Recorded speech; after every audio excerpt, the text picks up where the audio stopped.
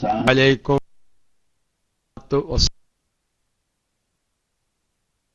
വസ്സലാലിഹി വസഹ്ബിഹി അൽ ഫായിസീന ബിദിലല്ലാഹ് അമ്മാ ബഅദ്.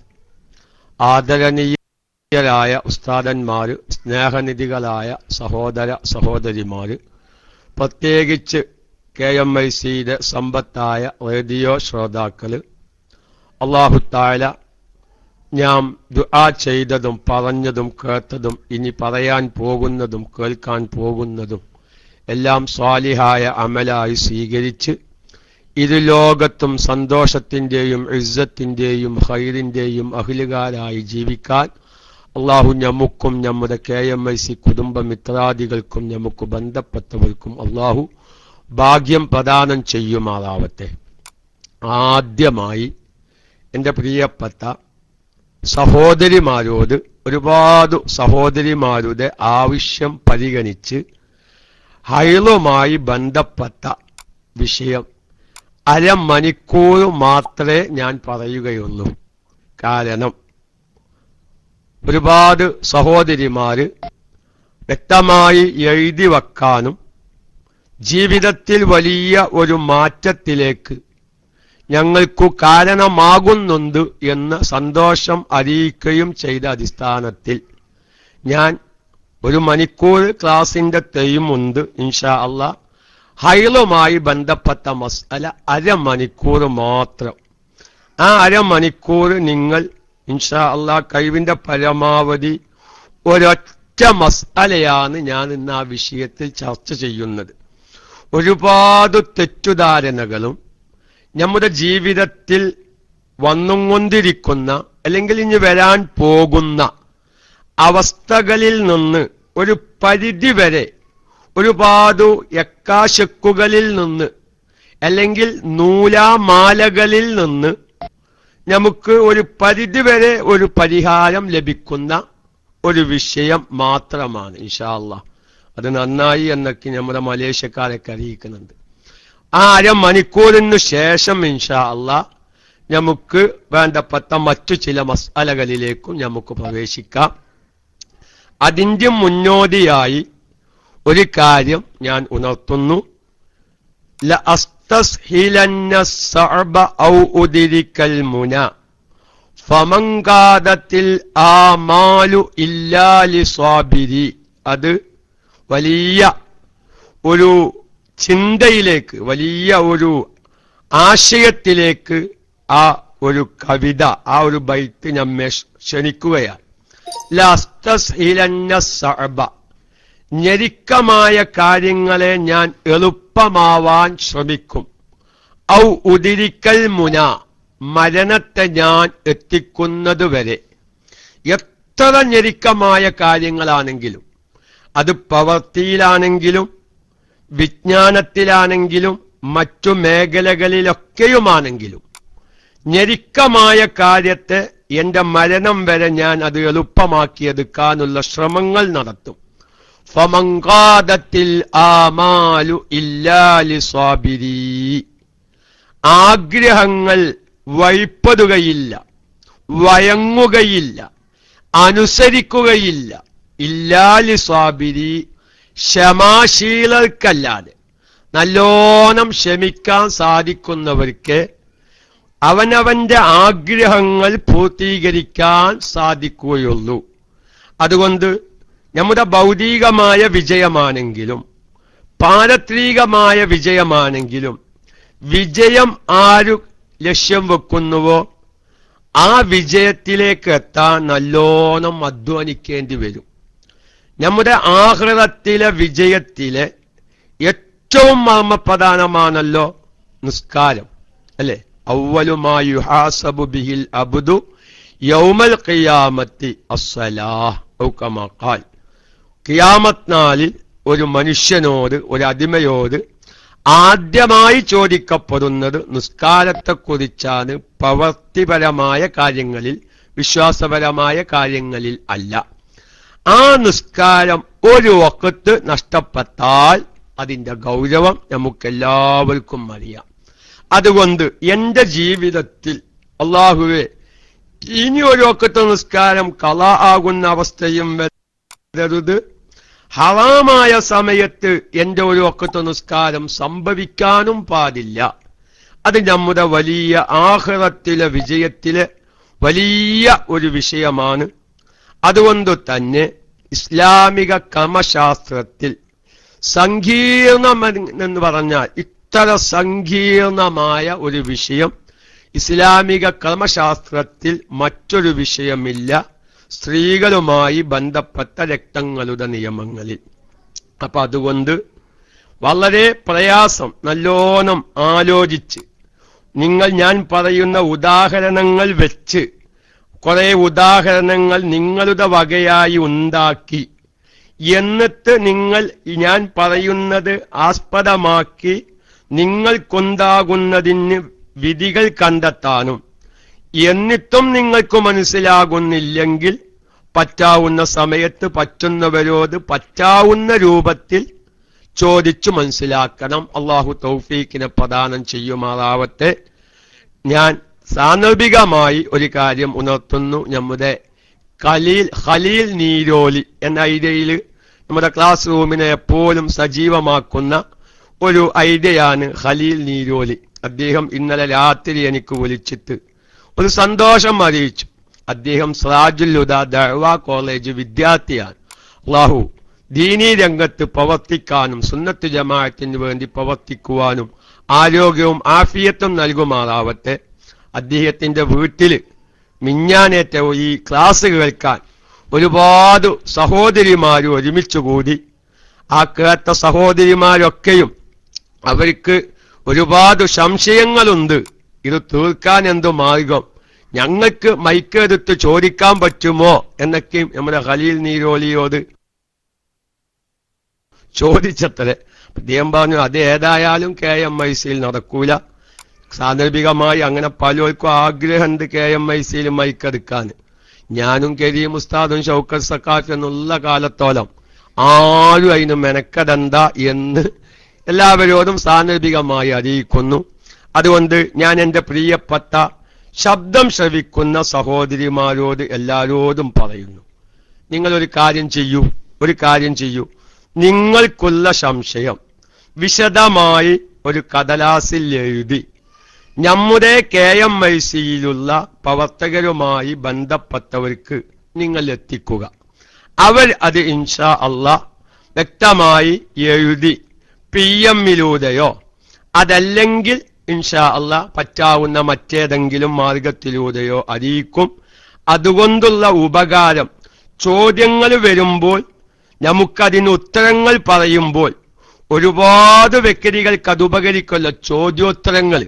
ആ കാര്യവും എല്ലാവരും ശ്രദ്ധിക്കണമെന്ന് പറഞ്ഞ് ഞാനൊന്ന് ഒറ്റ കാര്യം പറയുള്ളൂ. അത് ചിലപ്പം പല ഉദാഹരണങ്ങളും പറയുമ്പോൾ അരമണിക്കൂർ കൊണ്ട് അവസാനിപ്പിച്ചേക്കാം, അല്ലെങ്കിൽ 20 മിനിറ്റ് ആയേക്കാം. അത് ഒരുപാട് നൂലാമാലകൾ കെട്ടഴിക്കുന്ന ഒരു വിഷയമാണ്. ഞാൻ മുമ്പത്തെ ക്ലാസ്സുകളൊക്കെയും ശ്രദ്ധിക്കുന്നവരും ഒക്കെ ഏകദേശം മനസ്സിലാക്കി വെച്ചിട്ടുണ്ടാവും. ഇത് ഞാൻ ഒരു പുതിയ ശ്രോതാക്കൾക്ക് വേണ്ടി ഒന്നുകൂടി ഉണർത്തുകയാണ്. ഒരു കാര്യം കൂടി, എനിക്ക് തുടക്കത്തിൽ നമ്മുടെ KMIC-യിൽ ഇത്തരം മസാലകളൊക്കെയും പറഞ്ഞ ആ ഒരു ആവേശം ഇപ്പോൾ എനിക്ക് കിട്ടുന്നില്ല എന്നുള്ളതും ഞാൻ അറിയിക്കുകയാണ്. കാരണം ഇതിങ്ങനെ പറയുമ്പോൾ ഒരിക്കൽ പറഞ്ഞതല്ലേ എന്നൊരു ഭാവന വരുമ്പോ ഇനി പത്രം മതി എന്നൊരു തോന്നൽ വരാൻ സാധ്യതയുണ്ട്. അപ്പൊ കഴിവിന്റെ പരമാവധി ആ ഭാവന ഞാൻ ഒഴിവാക്കുന്നുണ്ട്. പക്ഷേ എങ്കിലും നമ്മുടെ പുതിയ ശ്രോതാക്കളെ പരിഗണിക്കണമല്ലോ. ഏതായിരുന്നാലും ഞാൻ എൻ്റെ വിഷയത്തിലേക്ക് കടന്നു വരുമ്പോൾ ഈ 15 ദിവസത്തിനേക്കാൾ അധികരിച്ച് ഹൈലിൽ നിന്ന് ഏറ്റവും അധികരിച്ച ദിവസമാവുന്ന 15 ദിവസത്തേക്കാൾ അധികരിച്ച് രക്തം പുറപ്പെടുമ്പോഴും പ്രസവ രക്തത്തിൽ നിന്ന് ഏറ്റവും അധികരിച്ച ദിവസമാകുന്ന 60 ദിവസത്തിനേക്കാൾ അധികരിച്ച് രക്തം പുറപ്പെടുമ്പോഴും അങ്ങനത്തെ സഹോദരിമാരെ മഹാന്മാരാകുന്ന ഇസ്ലാമിക കർമ്മശാസ്ത്ര പണ്ഡിതന്മാർ 7 ഇനങ്ങളായി തിരിക്കുന്നു. അത് നമ്മൾ പറഞ്ഞു, പലവരും മനസ്സിലാക്കി വെച്ചു. അൽഹംദുലില്ലാ.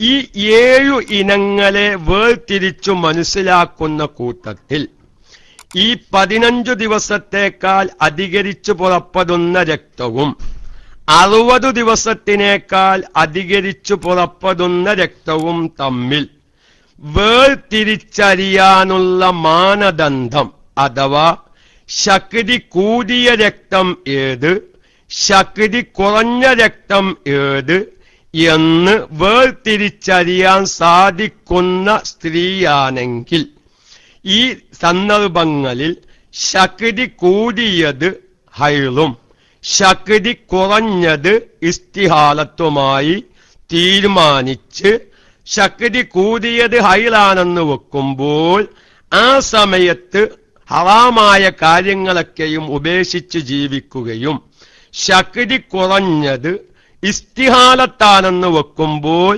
ഒരു മുസ്ലിമത്തായ സഹോദരി ചെയ്യേണ്ട കാര്യങ്ങളൊക്കെ ചെയ്തും ജീവിക്കണം എന്ന വിഷയത്തിലേക്ക് നമ്മൾ പ്രവേശിക്കുമ്പോൾ എന്താണ് ഈ ശക്തി കൂടിയത്, എന്താണ് ഈ ശക്തി കുറഞ്ഞത്, ഇത് ആദ്യമായി എല്ലാവരും മനസ്സിലാക്കി വെച്ചാൽ നമുക്ക് ഇനി വരാൻ പോകുന്നത് വളരെ ലളിതമായ നിലക്ക് അവതരിപ്പിച്ച് മുന്നോട്ട് പോവാൻ സാധിക്കും.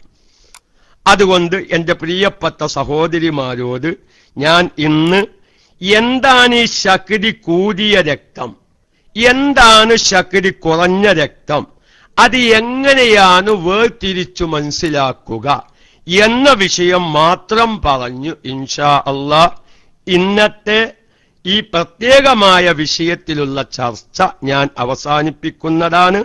അള്ളാഹു വ്യക്തമായി മനസ്സിലാക്കാനും ആവശ്യമുണ്ടാകുമ്പോൾ ഉപയോഗപ്രദമാക്കുവാനും ആവശ്യമുള്ളവർക്കത് പറഞ്ഞു മനസ്സിലാക്കി കൊടുക്കാനും അള്ളാഹു തആല തൗഫീഖിനെ പ്രദാനം ചെയ്യുമാറാവട്ടെ.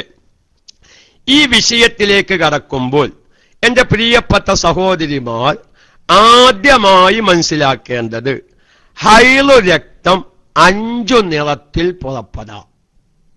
ഈ 5 നിറത്തിൽ പുറപ്പെടാം എന്നൊരു മസ്അല എല്ലാവരും മനസ്സിലാക്കിയാൽ ഒരുപാട് സംശയങ്ങൾക്ക് പരിഹാരം ലഭിക്കുകയാണ്.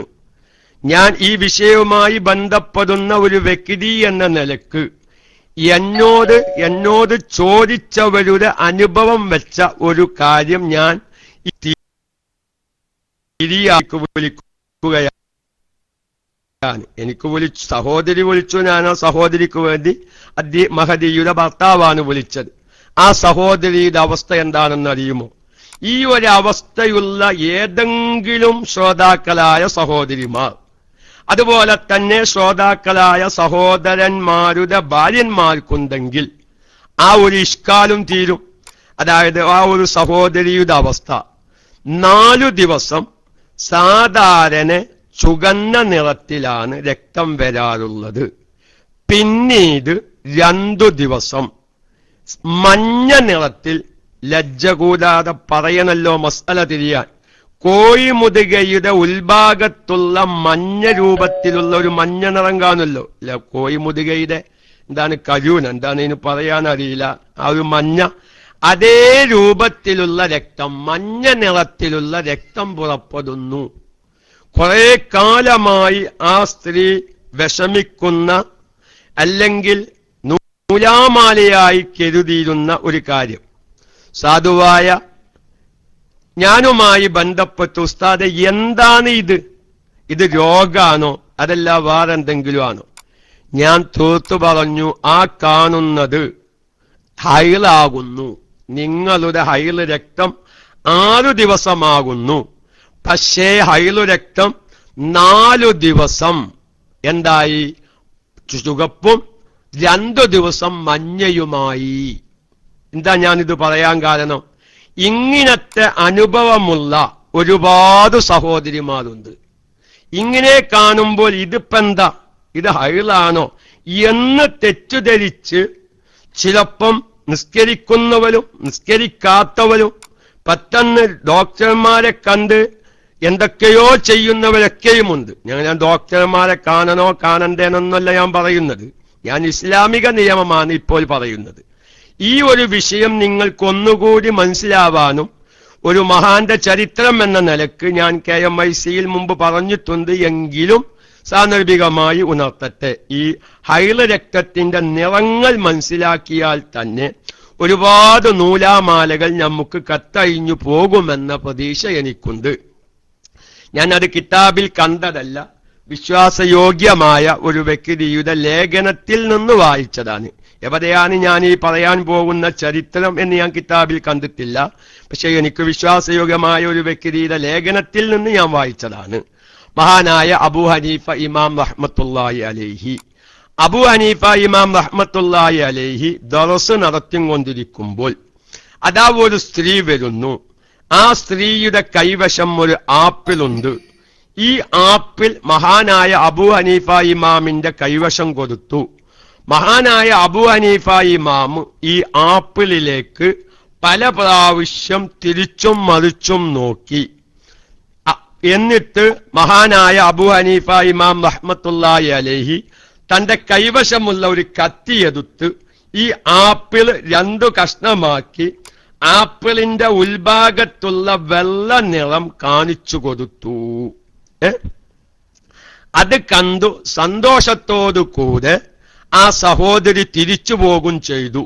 ഇവിടെ ഒരു സംസാരങ്ങളൊന്നും നടന്നിട്ടില്ല. എന്താണ് ഇവിടെ നടന്നത് എന്ന് മഹാനുഭാവന്റെ മുമ്പിലിരിക്കുന്ന ശിഷ്യന്മാരാകുന്ന മുതഅല്ലിമീങ്ങൾക്ക് തിരിഞ്ഞില്ല. അവൾ ചോദിച്ചു, എന്തേ ഉസ്താദെ, ആ സഹോദരി ഒരു ആപ്പിൾ തന്നു. ഉസ്താദ് തിരിച്ചും മറിച്ചും നോക്കി ആ ആപ്പിൾ 2 കഷ്ണമാക്കി അതിന്റെ ഉൾഭാഗം ആ സഹോദരിക്ക് കാണിച്ചു കൊടുത്തു. എന്തോ ഒരു സന്തോഷം ലഭിച്ചതുപോലെ സന്തോഷം രേഖപ്പെടുത്തി ആ സഹോദരി തിരിച്ചു പോകും ചെയ്തു. എന്താണ് ഇത് സംഭവം? മനസ്സിലായില്ല എന്ന് പറഞ്ഞപ്പോൾ മഹാനായ അബൂ ഹനീഫ ഇമാം പറഞ്ഞു, ആ സഹോദരി ഒരു ഹൈളിന്റെ മസ്അലയാണ് ചോദിച്ചത്. ഞാൻ ആ മസ്അലക്കുള്ള ചോദ്യത്തിനുള്ള ഉത്തരവും പറഞ്ഞു കൊടുത്തു. അള്ളാഹു നമ്മുടെ ക്ലാസ് റൂമിലുള്ള സഹോദരിമാർക്കൊക്കെ അങ്ങനത്തെ ഒരു ബുദ്ധിയും വിവേകവും കൊടുക്കുകയാണെങ്കിൽ അൽഹംദുലില്ലാ നമ്മളൊക്കെ കഴിച്ചിലായി. PM ഒന്നും അയക്കാതെ ആപ്പിലയച്ച് ചോദ്യോത്തരങ്ങൾ നടത്താനുള്ള കഴിവുണ്ടെങ്കിൽ ഏതായിരുന്നാലും അള്ളാഹു തആല നല്ല ബുദ്ധി കൂർമ്മത നമുക്ക് പ്രദാനം ചെയ്യുമാറാവട്ടെ. അപ്പൊ മഹാന്മാരാവുന്ന മുതഅല്ലിമീങ്ങൾ ചോദിച്ചു, എന്താണ് ആ ചോദ്യം? എന്താണ് ഇപ്പൊ ചോദിച്ചതെന്താ? ആ സമയത്ത് അബൂ ഹനീഫ ഇമാം പറഞ്ഞു, ആ പെണ്ണിന്റെ ചോദ്യം ശ്രദ്ധിക്കണം. ആ സ്ത്രീക്ക് മഞ്ഞ നിറത്തിലും ചുവന്ന നിറത്തിലും മെൻസസ് പീരിയഡിൽ രക്തം കാണുന്നു.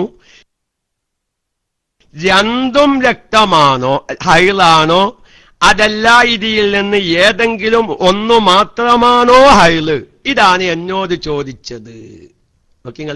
നോക്കൂ നിങ്ങൾ, ആ സഹോദരി തന്ന ആപ്പിളിലേക്ക് നോക്കൂ. ഈ ആപ്പിളിന്റെ ഒരു ഭാഗം മഞ്ഞയാണ്, ഒരു ഭാഗം ചുവപ്പാണ്.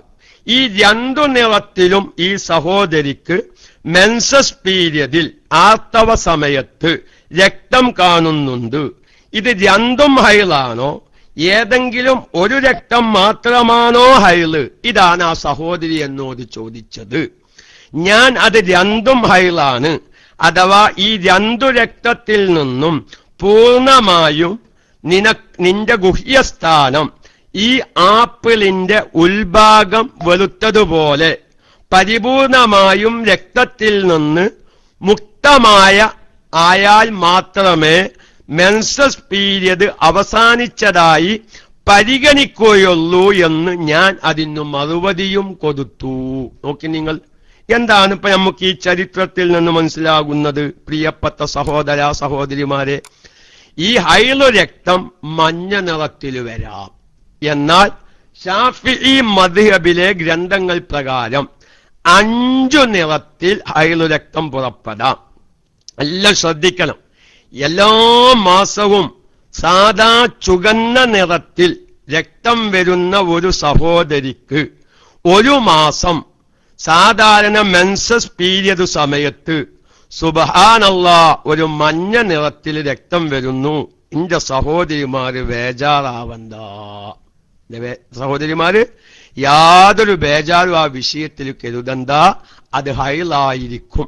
അതുകൊണ്ടാണ് ഞാൻ ഈ ഒരു സംശയം തീരാനാണ് പലവർക്കും വരുന്ന ഒരു നൂലാമാലയായതുകൊണ്ടാണ് ഈ വിഷയം വളരെ ഗൗരവത്തിൽ ശ്രദ്ധിക്കാൻ വേണ്ടി പറയുന്നത്. ഏതൊക്കെ 5 നിറം? കറുപ്പ്, ചുവപ്പ്, ഇളം ചുവപ്പ്, മഞ്ഞ, കലർപ്പ്. കലർപ്പ് എന്ന് പറഞ്ഞാൽ ഫിഖിന്റെ ഗ്രന്ഥങ്ങൾ പറയുന്നത് വെളുപ്പിന്റെയും മഞ്ഞയുടെയും ഇടയിലുള്ള ഒരു പ്രത്യേക നിറം. ഇങ്ങനെ 5 നിറത്തിൽ എന്താവാ ഒരു പെണ്ണിന് ഹൈദ് രക്തം പുറപ്പെടാം എന്ന് പറഞ്ഞാൽ ഒരേ പീരിയഡിൽ ഈ 5 നിറത്തിൽ എന്നല്ല. ചിലപ്പം ചില മാസം കറുത്ത നിറത്തിലാവാം, ചില മാസം ചുവന്ന നിറത്തിലാവാം, ചില മാസം ഇളം ചുവപ്പ് നിറത്തിലാവാം, ചില മാസം മഞ്ഞ നിറത്തിലാവാം, ചില സമയത്ത് തവിട്ട് നിറത്തിൽ കലർപ്പ് നിറത്തിലാവാം.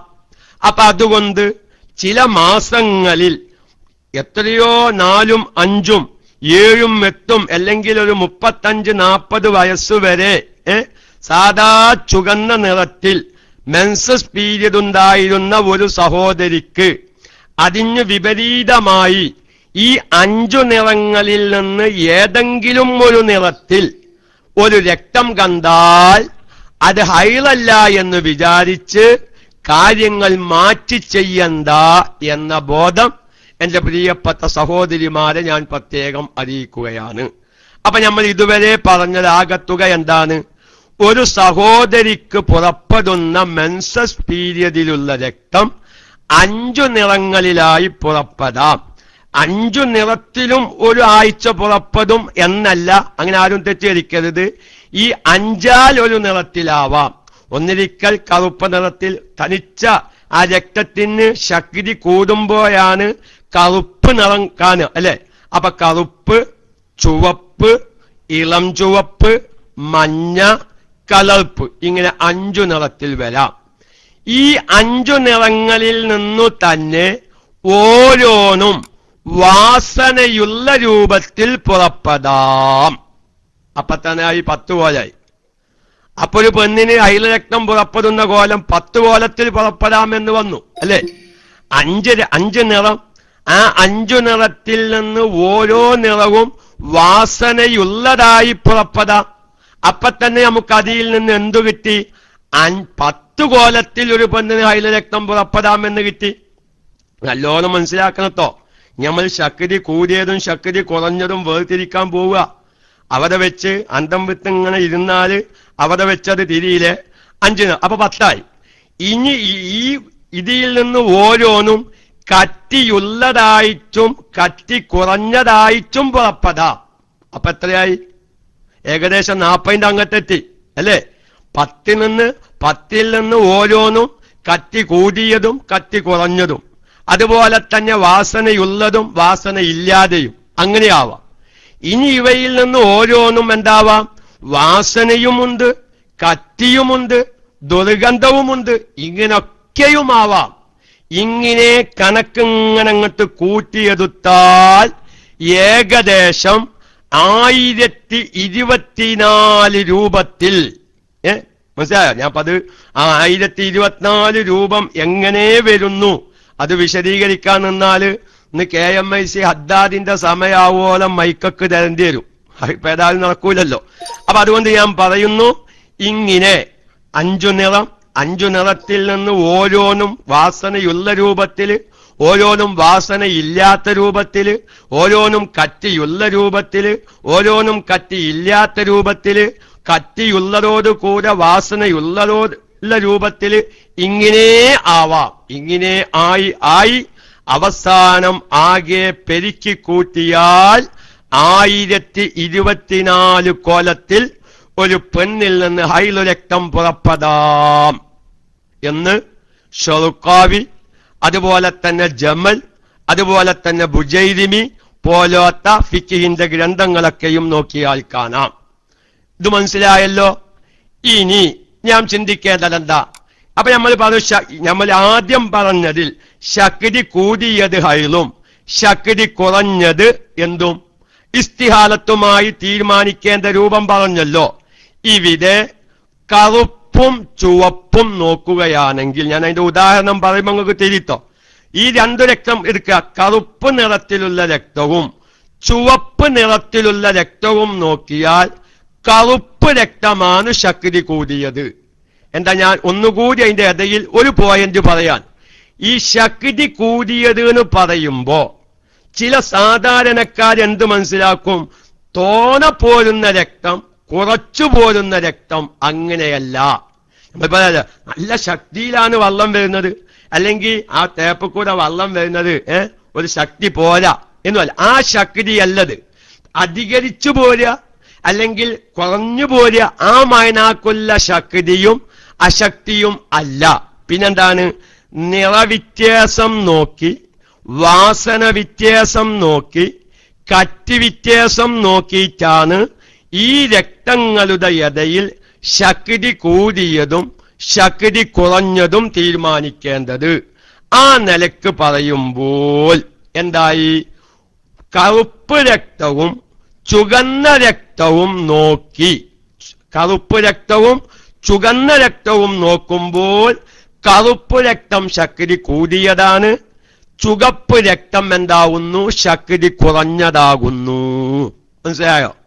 ഇനി അങ്ങക്കത് തിരിയാനൊരു ഉദാഹരണം അത് പറഞ്ഞ ഈ മസല എല്ലാവർക്കും തിരി. ഒരു പെണ്ണിന് 1-ാം തീയതി മുതൽ 20-ാം തീയതി വരെ രക്തം കണ്ടു. 1-ാം തീയതി മുതൽ 20-ാം തീയതി വരെ രക്തം കണ്ടു. അപ്പൊ എന്തായി? 15 ദിവസത്തേക്കാൾ അധികമായല്ലോ. അപ്പൊ ഇനി പെണ്ണ് ഇവിടെ തീരുമാനിക്കണം, ഈ സ്ത്രീക്ക് കാണുന്ന രക്തങ്ങൾ ശക്തി കൂടിയതും ശക്തി കുറഞ്ഞതും വേർതിരിക്കാൻ സാധിക്കുമോ എന്ന് നോക്കണം. നോക്കി ഈ സ്ത്രീക്ക് 1-ാം തീയതി മുതൽ 10-ാം തീയതി വരെ കറുത്ത നിറത്തിലാണ് രക്തം പുറപ്പെട്ടത്. 11-ാം തീയതി മുതൽ 20-ാം തീയതി, അത് 20-ാം തീയതി ആവാം, 16-ാം തീയതി വരെ ആയാൽ മതി. എന്നാലിപ്പോ നമ്മുടെ മസാല ശരിയാവും. 15 ദിവസത്തിനേക്കാൾ അധികമാകാനുള്ളൂ. 20-ാം തീയതി എന്നുള്ളത് ഫുഖാക്കൾ പറഞ്ഞൊരു ഉദാഹരണം ഞാൻ എടുത്തു പറഞ്ഞു എന്ന് മാത്രം. 20-ാം തീയതി ആയിക്കോട്ടെ, ഒരു ബർക്കത്താലോ. മഹാന്മാർ പറഞ്ഞൊരു ഉദാഹരണം എടുത്തു പറയുമ്പോ അതിനൊരു ബർക്കത്തുണ്ടല്ലോ. ആ നിലയ്ക്ക് നമുക്ക് ആ ഉദാഹരണം തന്നെ എടുക്കാം.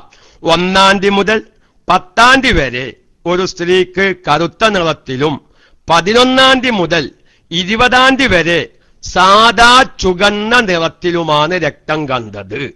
അപ്പൊ ഈ പെണ്ണ് ഇവിടെ തീരുമാനിക്കേണ്ടത് എന്തല്ല, പല സഹോദരിമാരും തീരുമാനിക്കുന്നത് പോലെ 15 ദിവസം ഹൈലും 5 ദിവസം ഇസ്തിഹാലത്തും അങ്ങനെയല്ല തീരുമാനിക്കേണ്ടത്. മറിച്ച് ഈ പുറപ്പെട്ട 20 ദിവസങ്ങളിലായി പുറപ്പെട്ട രക്തം ശക്തി കൂടിയത് ഏത്, ശക്തി കുറഞ്ഞത് ഏത് എന്ന് നോക്കി ശക്തി കൂടിയത് ഹൈലും ശക്തി കുറഞ്ഞത് ഇസ്തിഹാലത്തുമായി തീരുമാനിക്കണം. അപ്പോൾ നമ്മൾ പറഞ്ഞ അടിസ്ഥാനത്തിൽ ചുവപ്പ് രക്തത്തിനേക്കാൾ ശക്തി കൂടിയതാണ് കറുപ്പ് രക്തം. അപ്പോൾ ഈ ഉദാഹരണത്തിൽ ഈ സഹോദരി 1-ാം തീയതി മുതൽ 10-ാം തീയതി വരെ ഹൈലുകാരിയാകുന്നു. 11-ാം തീയതി മുതൽ 20-ാം തീയതി വരെ ഈ സഹോദരി ഇസ്തിഹാലത്ത് രോഗിയുമാകുന്നു. കാരണം ശക്തി കൂടിയ രക്തം 10 ദിവസം, ആദ്യത്തെ 10 ദിവസം. ശക്തി കുറഞ്ഞ രക്തം ഇളം ചുവപ്പ്, അത് 2ാമത്തെ പ്രാവശ്യവും. അപ്പൊ ഈ സഹോദരി 1-ാം തീയതി മുതൽ 10-ാം തീയതി വരെ എന്താകുന്നു?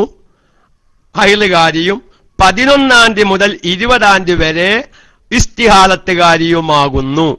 മരിച്ചാണെങ്കിലോ ചോദ്യം വരും. എന്റെ റേഡിയോ ശ്രോതാക്കൾക്ക് ചോദ്യം വന്നേക്കാം. ഞാൻ ദീയൻ തിറ്റതുകൊണ്ട് ചോദ്യകർത്താക്കൾക്ക് ചോദ്യം അയക്കാൻ സാധിച്ചില്ല എന്ന് വന്നേക്കാം. ഉസ്താദെ, ഒരു പെണ്ണിന് 1-ാം തീയതി മുതൽ 10-ാം തീയതി വരെ ചുവന്ന നിറത്തിൽ രക്തം പുറപ്പെടുകയും 11-ാം തീയതി മുതൽ 20-ാം തീയതി വരെ കറുത്ത നിറത്തിൽ രക്തം പുറപ്പെടുകയും മരിച്ചും മൈക്കൂടെ ആവാം.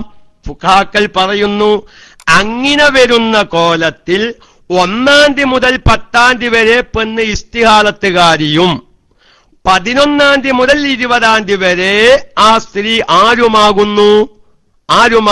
ഹൈലുകാരിയുമാകുന്നു. ഇവിടെ ശക്തി കൂടിയത് ആദ്യം വന്നോ അവസാനം വന്നോ എന്നതിലേക്കല്ല നോട്ടം. പിന്നെ അല്ല, ആദ്യം വന്നത് ഹൈള്, പിന്നീടുള്ള ഇസ്തിഹാലത്ത് അങ്ങനെയല്ല. ശക്തി കൂടിയത് ഏത്, അതാണ് ഏത് ഹൈള്. ശക്തി കുറഞ്ഞത് ഏത്, അതാണ് ഇസ്തിഹാലത്ത്. അപ്പൊ ചിലപ്പം അത് ആദ്യമാവാം അവസാനമാവാം. ഇവിടെ ശ്രദ്ധിക്കുക എന്റെ പ്രിയപ്പെട്ട സഹോദരിമാർ. ഇവിടെ ഒരു മസ്അല ഞാൻ ഇതിൽ വെച്ചെന്നാൽ ഈ വിഷയം വളരെ വ്യക്തമായി എല്ലാവർക്കും തിരിയും.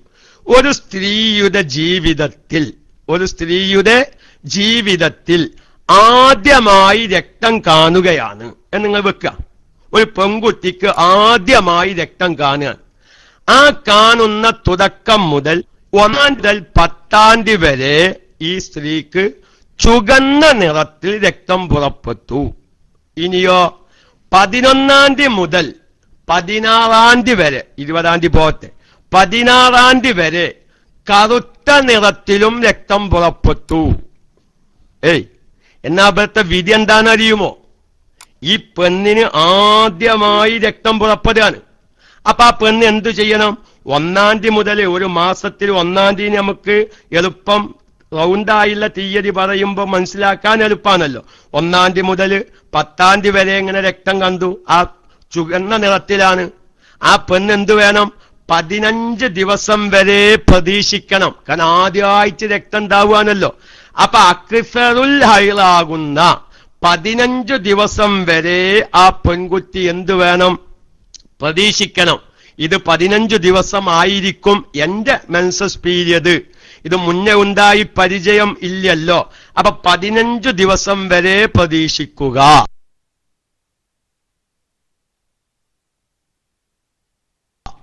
പശുരം പുറപ്പെടുകയാണ് എങ്കിൽ ശ്രദ്ധിച്ചോളൂ രക്ഷിതാക്കന്മാരെ, അവനവന്റെ പെൺകുട്ടികൾക്ക് ഉണ്ടാകുന്ന, ഇന്ന് പലവർക്കും ഉണ്ടാകുന്ന അവസ്ഥയാണ്, അനുഭവം വെച്ചിട്ടാണ്.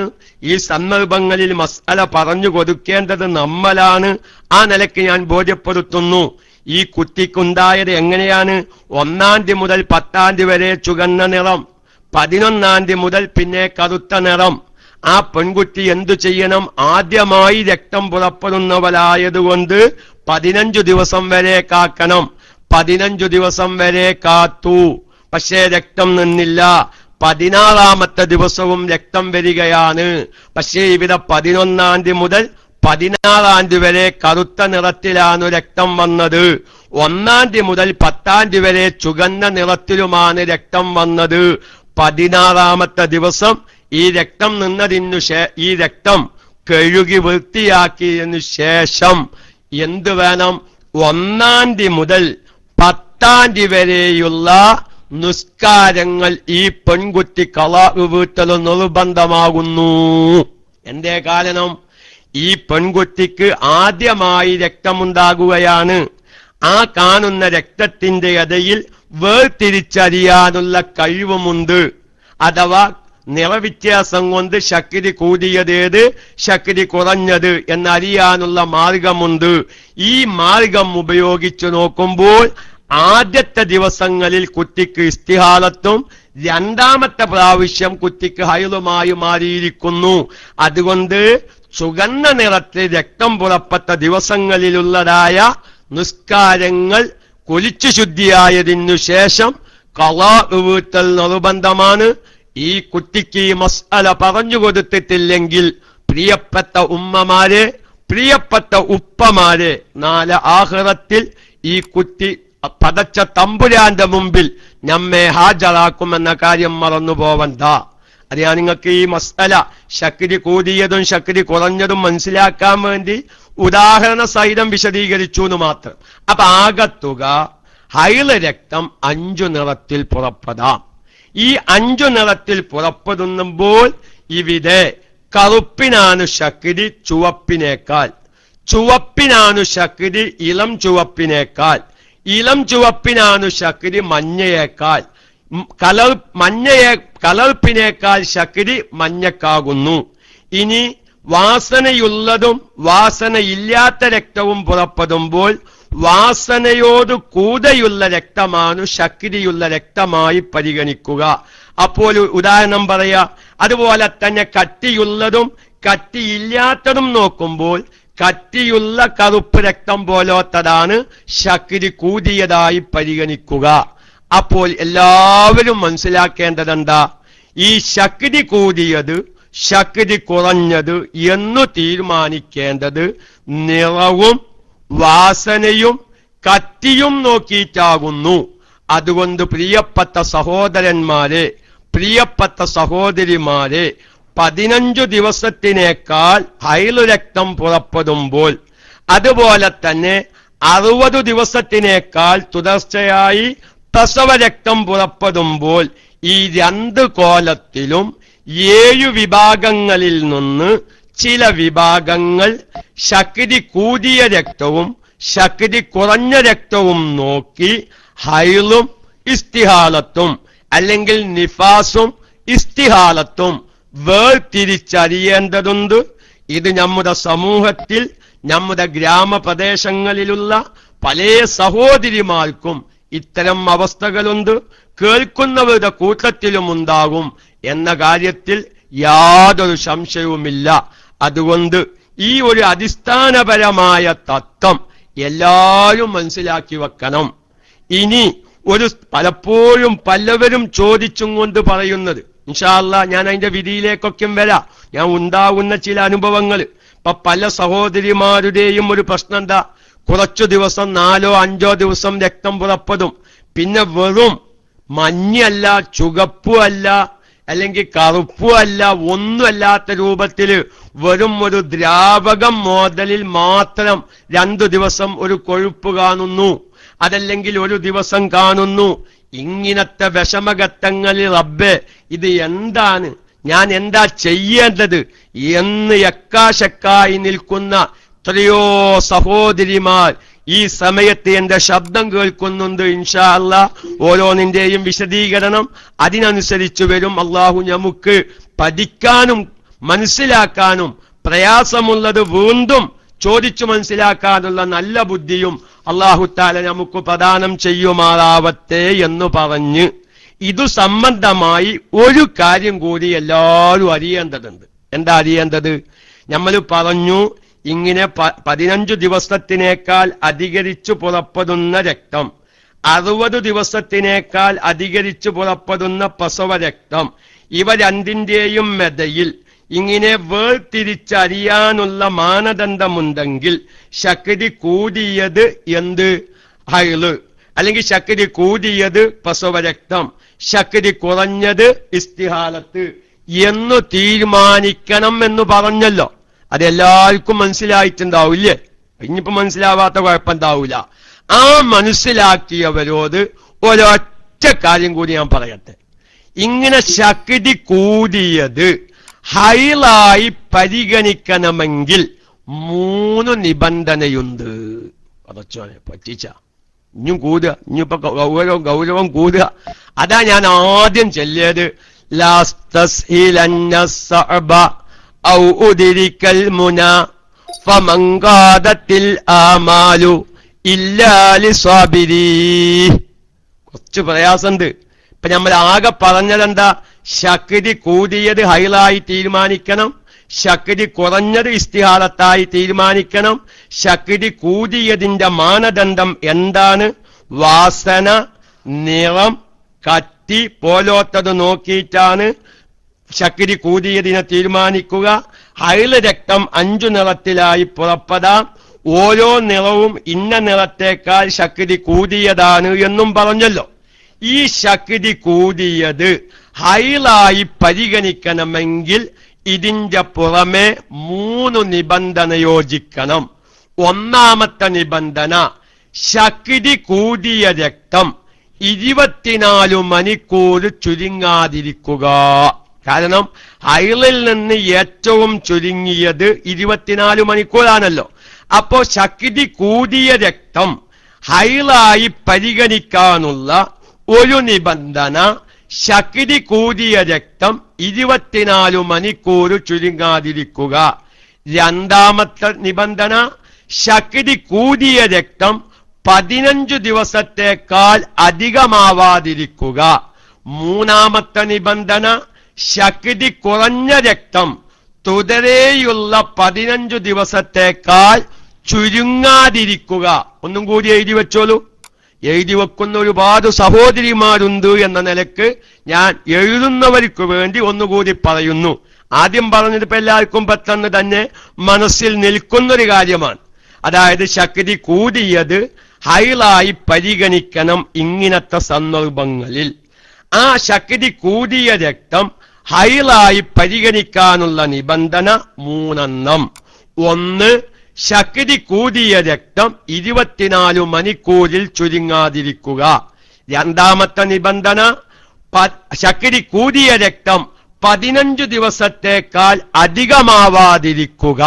മൂന്നാമത്തെ നിബന്ധന, ശക്തി കുറഞ്ഞ രക്തം തുടരെയായി 15 ദിവസത്തേക്കാൾ ചുരുങ്ങാതിരിക്കുക.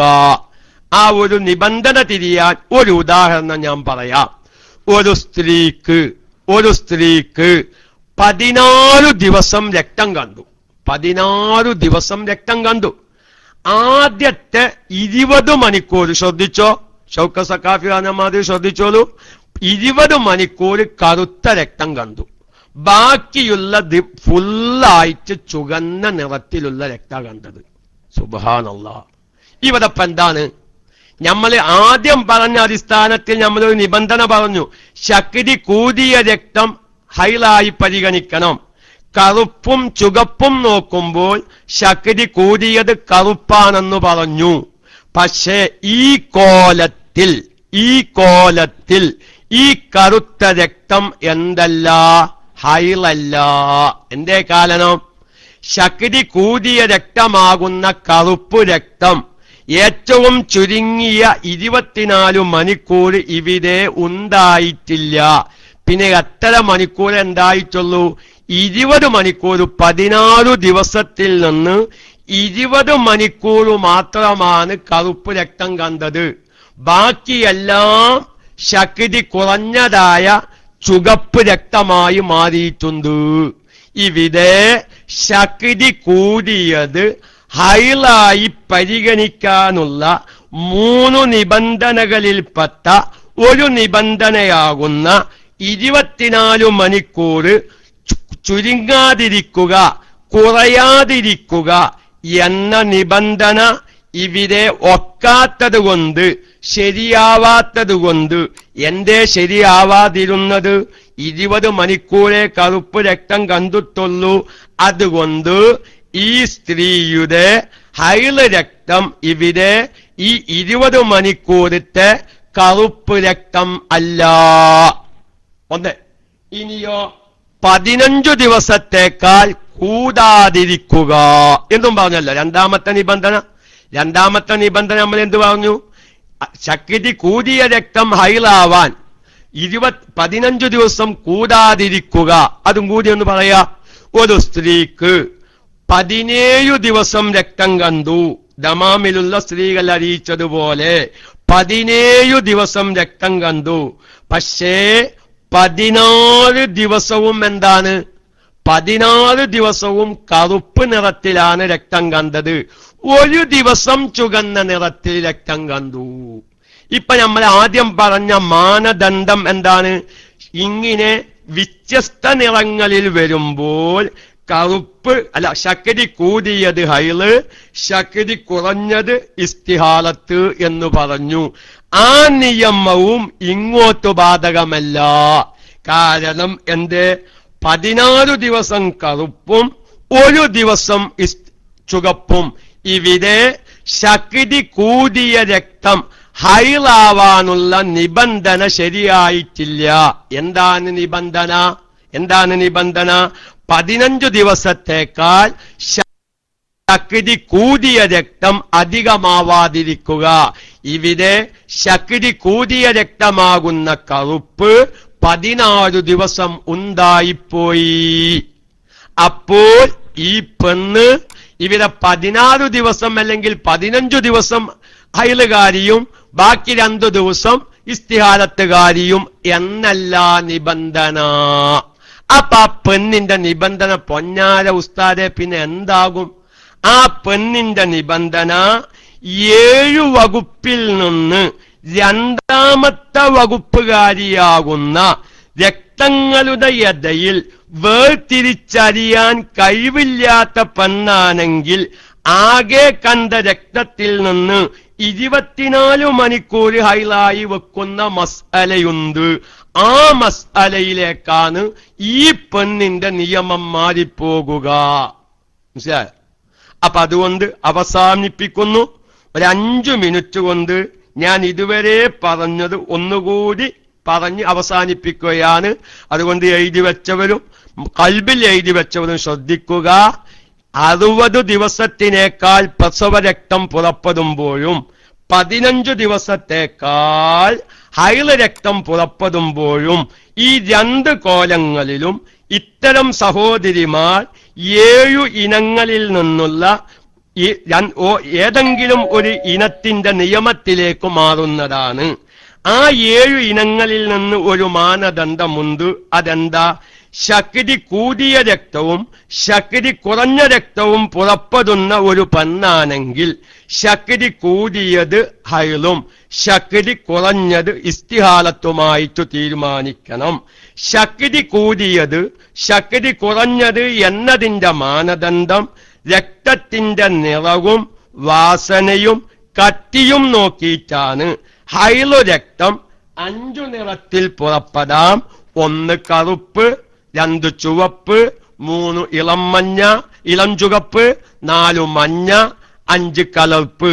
ഈ 5 നിറങ്ങളിൽ നിന്ന് കറുപ്പാണ് ഏറ്റവും ശക്തി കൂടിയത്. ഇളം ചുവപ്പിനേക്കാൾ ചുവപ്പാണ് ശക്തി കൂടിയത്. മഞ്ഞയേക്കാൾ ശക്തി കൂടിയത് ഇളം ചുവപ്പാണ്. ഈ നിലക്കാണ് കാര്യങ്ങൾ വേർതിരിക്കേണ്ടത്. അങ്ങനെ ശക്തി കൂടിയത് ഹൈളായി പരിഗണിക്കണമെങ്കിൽ 3 നിബന്ധന. ഒരു നിബന്ധന എന്താകുന്നു? ശക്തി കൂടിയ രക്തം 24 മണിക്കൂറിൽ കുറയാതിരിക്കുക. രണ്ടാമത്തെ നിബന്ധന ശക്തി കൂടിയ രക്തം 15 ദിവസത്തേക്കാൾ അധികമാവാതിരിക്കുക. മൂന്നാമത്തെ നിബന്ധന ശക്തി കുറഞ്ഞ രക്തം തുടരെയുള്ള 15 ദിവസത്തേക്കാൾ ചുരുങ്ങാതിരിക്കുക.